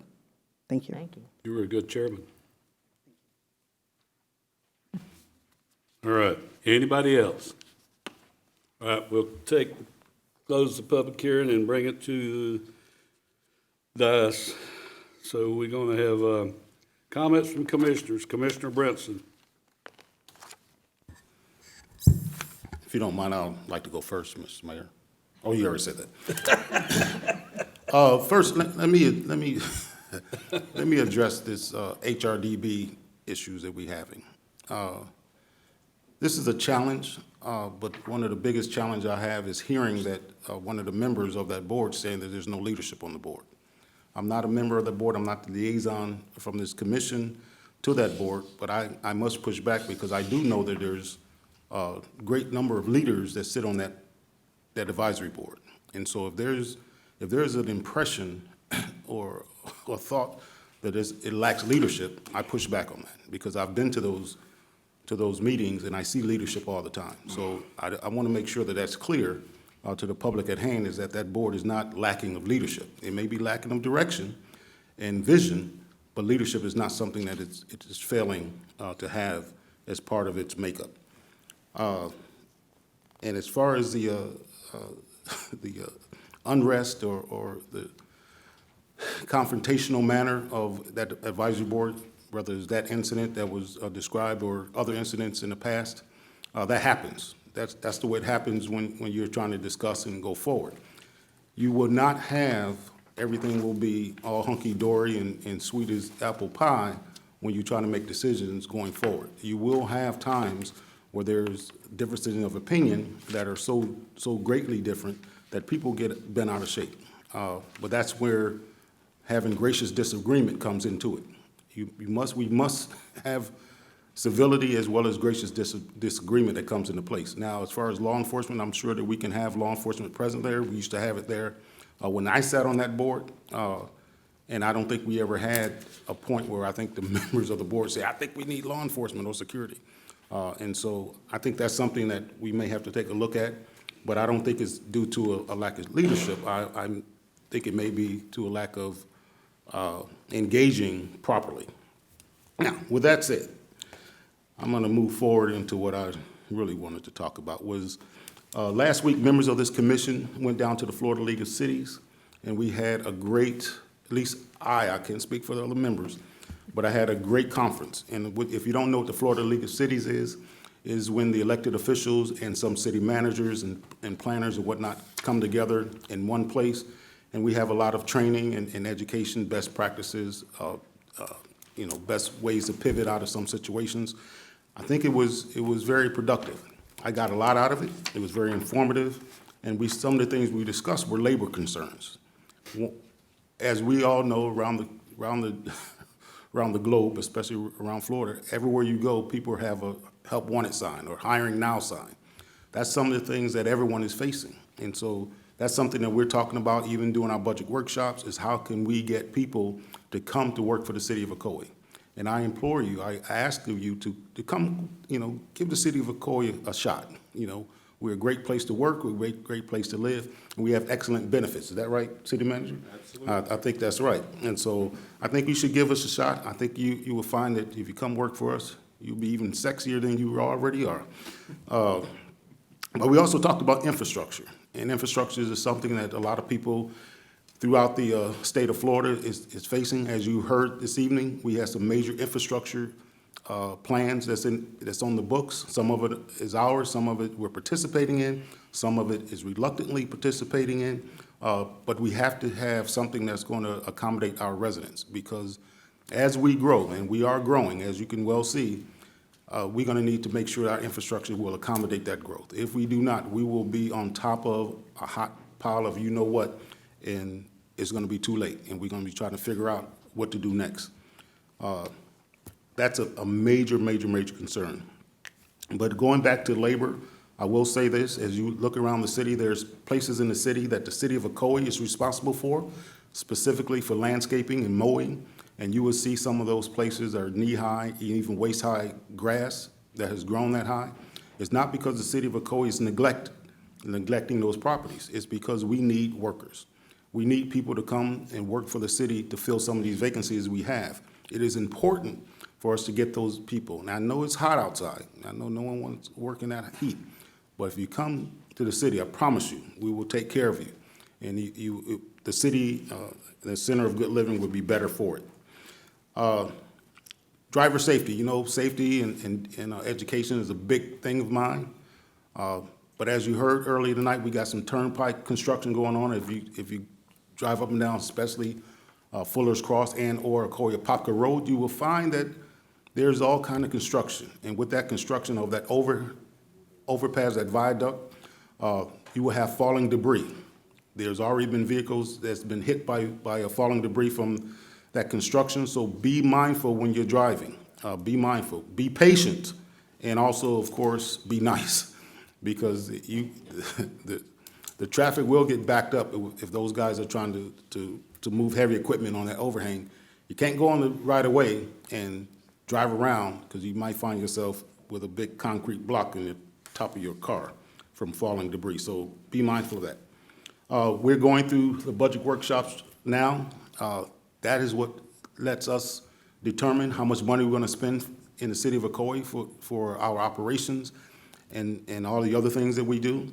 I implore you to participate. Come on out to the city of Ocoee, our budget workshops. When is the next one? 15th. September 15th. Come on out and see how we're going to be allocating the funding and your tax dollars being raised. I encourage you. Hydration is paramount. Y'all know I'm talking about safety. We've had a lot of people falling out because of dehydration, because they don't get enough water in them. Please drink water. Water is your friend. I have said that many times. But with that said, school's back in. I know hopefully some of the other members of the commission will discuss that. But as school gets back in, the first week or 2 weeks, maybe even a month of school, is a learning curve. I've already gotten emails from various concerned citizens about their child's safety, about driving habits, people speeding past school buses, even though the school bus is stopped and they've deployed their stop signs. Knock it off. If the school bus is stopped, you stop. As simple as that. And so other than that, I will turn it over to the next commissioner by way of the mayor. Commissioner Wilson. Thank you, sir. Thank you. You mentioned Florida League of Cities that we just attended the weekend conference. And I guess I wanted to say we have Mr. Al Butler, who's just started to stand up. But Al and myself have been designated by, amongst other people in the state, hometown heroes, which we have been advocates for the concerns of our citizens. We have contacted our legislators in Tallahassee, and this is where Florida League of Cities acknowledges the efforts that we've made. And Al, congratulations, thank you for your advocacy on behalf of the city. Thank you. We're going to have the Shred event coming up on September 17th from 9 a.m. to 11:30 at the police department. So please gather all your documents that you want shredded and come on down. The first box is complimentary. The second box on, we do ask for a $5 donation. It goes to two of the clubs in the city of Ocoee, the Ocoee Women's Club and the Ocoee Lions Club. But paramount that we want you to be able to dispose of your documents that you may not want to keep at your home. Again, budget meetings, September 15th and September 21st. On your trim bill every year, you get this, and it says the different, the county has a millage rate, school board has a millage rate, and they give you the dates. If you have concerns regarding the millage rate of whatever you're seeing on your trim bill, remember that we're probably item number 5. It says City of Ocoee, and again, we're trying to work very hard to keep the millage rate down, but we need your input. So please come and join us on those 2 nights, starting at 6 o'clock. It's a fun night. See how excited? I am very concerned when I hear that there's a safety issue in our boards. I have been on boards in my 25 years of being here in Ocoee, prior to being a commissioner. I probably have been on 5 or 6 boards. And I've never, ever felt the point that I had to have police at that board. And that's a great concern to me. And I think we as a commission need to look at that.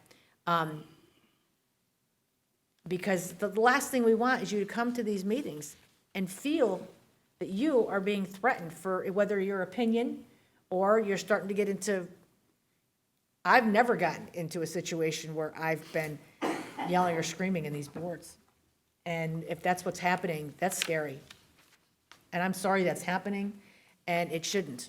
And I think that we as a commission need to discuss that, and maybe at another meeting, because I don't want anyone to feel as though coming to a board is an issue, a safety issue for you.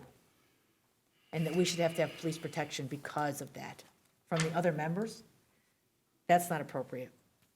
So again, I'm asking, Mayor, that we probably need to discuss this, if that's the board. I have not heard from any other boards having those issues. No, I haven't either. And this, it does scare me. We don't want you to be afraid to come to these meetings. So I think that's all I have to say. Thank you. Thank you. Commissioner Forstner. The Florida primary is going to be held August 23rd.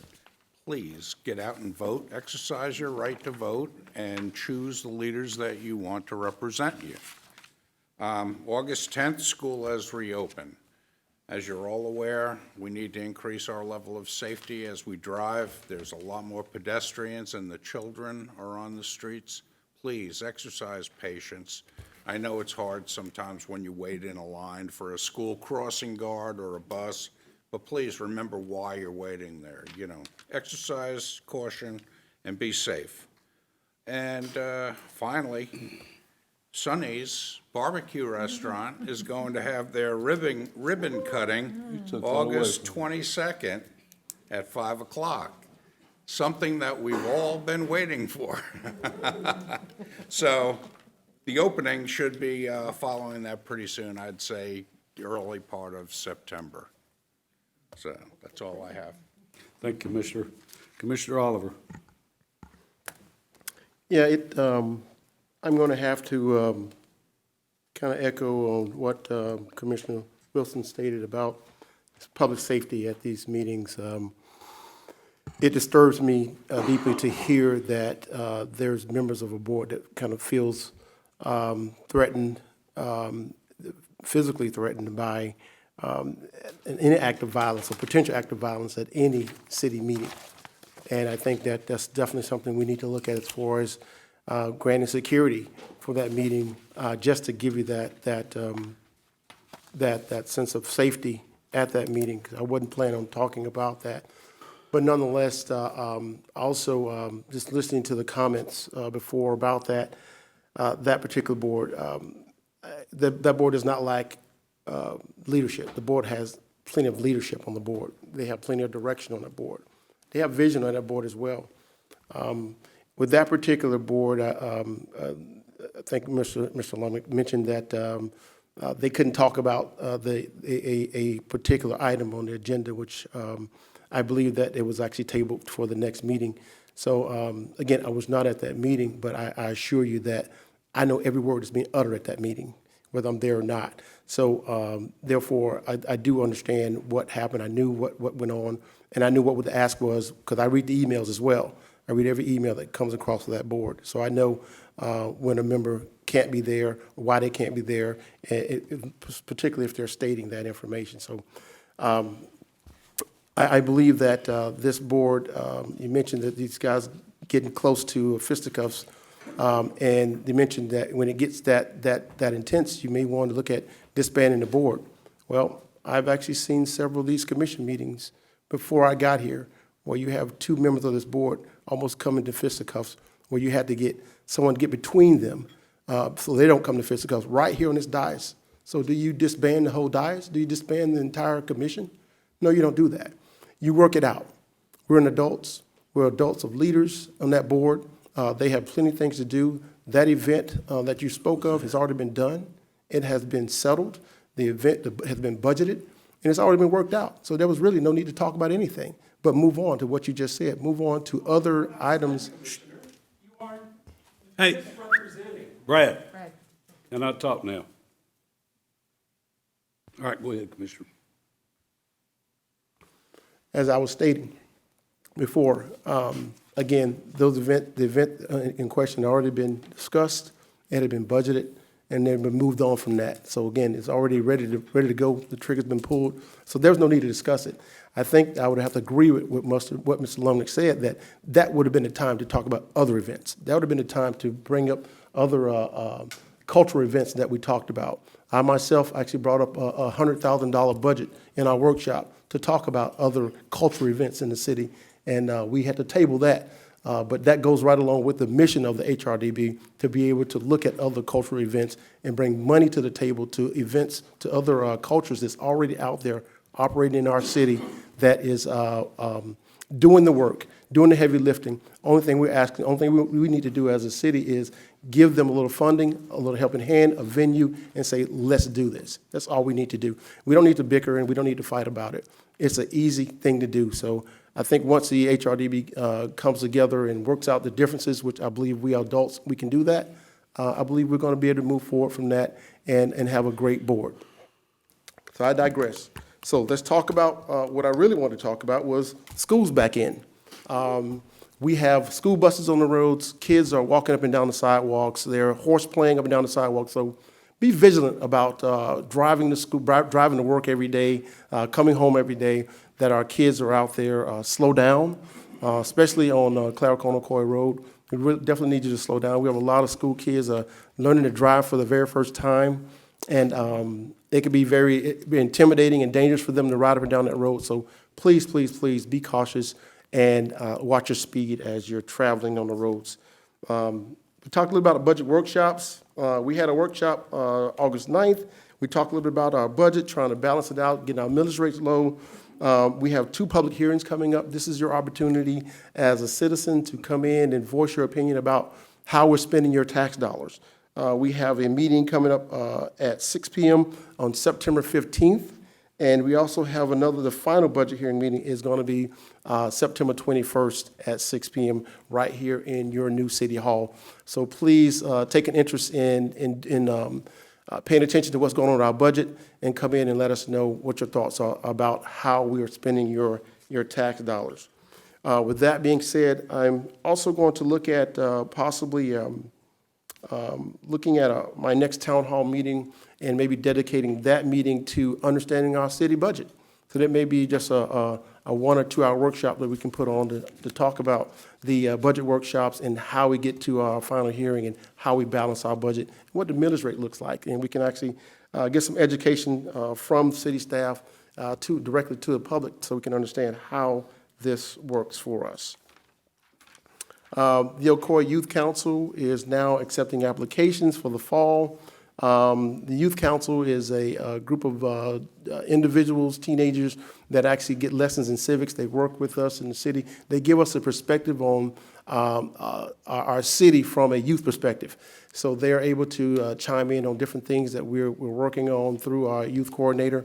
So they're accepting applications. Some of the past youth have went on to going off to college. A lot of them went off to college in engineering. They're majoring in engineering, pre-law, biochemistry. So these all kids are with full ride scholarships that are coming out of our youth council that are doing some great things in college right now. So this would be a great opportunity to look into a board in our city from a youth perspective. And we also mentioned voting. Right now, I understand that voter turnout is rather low right now, so please, please, please exercise your right to vote. Get out there and vote. I know a lot of folks are a little confused by redistricting. You're not going to the same polling place you used to go to, so now is an opportunity to contact the Supervised Elections Office. You can call the Supervised Elections Office at 407-836-2070. That's 407-836-2070. They can help you out and guide you into where your polling place is and all the information that you're going to need about early voting, as well as what's coming up in the primaries and our general elections coming up. And on that note, I will leave you with this, I guess is kind of apropos into the meeting, the actual building, this new building that we're in, this new building, new city hall that you guys have built with your tax dollars. And I will say this, I've discovered that a fresh start is a process. A fresh start is also a journey that requires a plan. That was a quote by Vivian Jacotade. It's actually pronounced as Jacotade, just like that. She is an international visual arts creative entrepreneur, a speaker who inspires global audiences with her art and words all over the world. Thank you. I digress. Back to the mayor. Appreciate it. Thank you. Chief, on the email we got the other day about Renaissance School, they didn't get on the guard deal and they're having the problems up there. Did you work on that? Would you give us a comment on that? they didn't go with the guard program. Renaissance contracts on their own through the crossing guards to hire their own crossing guards. What happened on the first day of school with the confusion of school was Renaissance implemented a new policy where they're holding their walkers till after their car traffic leaves. In this case, it took an extended period of time to get the car traffic out. 110 minutes was what the citizen quoted. So the walkers were held behind, but during that time, the school crossing guards left because their hours had expired. So it was just a miscommunication between the school and their contracted crossing guards that has been worked out and addressed. I did try to call the citizen, but he has not returned my call. All right, appreciate it. I You're just want to welcome. make sure we're not responsible for the, right, okay. The, I think on the diversity board, one of the things, and I heard about that the other night, like everybody hears, sees and knows what goes on. I think there's some things going on there that got to be straightened out, but it also, it's a board that does need to do these different things, but besides the other, I would always thought that the July Perry Foundation would take a part and would join, be there and take that part and do that part while the diversity board does the other part. But the other thing is it's just talking about the different programs are doing the things. We did a Cinco de Mayo, we had the Irish thing, we had the Asian American one, and I will tell you that when the Asian Americans did it, they didn't ask for anything except the building. And they had more people than I've ever seen. They had over probably 2,000 people there at their function, and they did a great job. It was, did you go, anybody else go to that? I didn't get to go. What, you were there, you see it, they did their own sponsorship stuff, they brought their own sponsors up on stage who'd give the money, they paid for everything. And we give them, and they want to come back. They did a great job with everything they did, but we do other programs, but it should be coming through the diversity board if that's what we're going to have. And then through our communication department upstairs.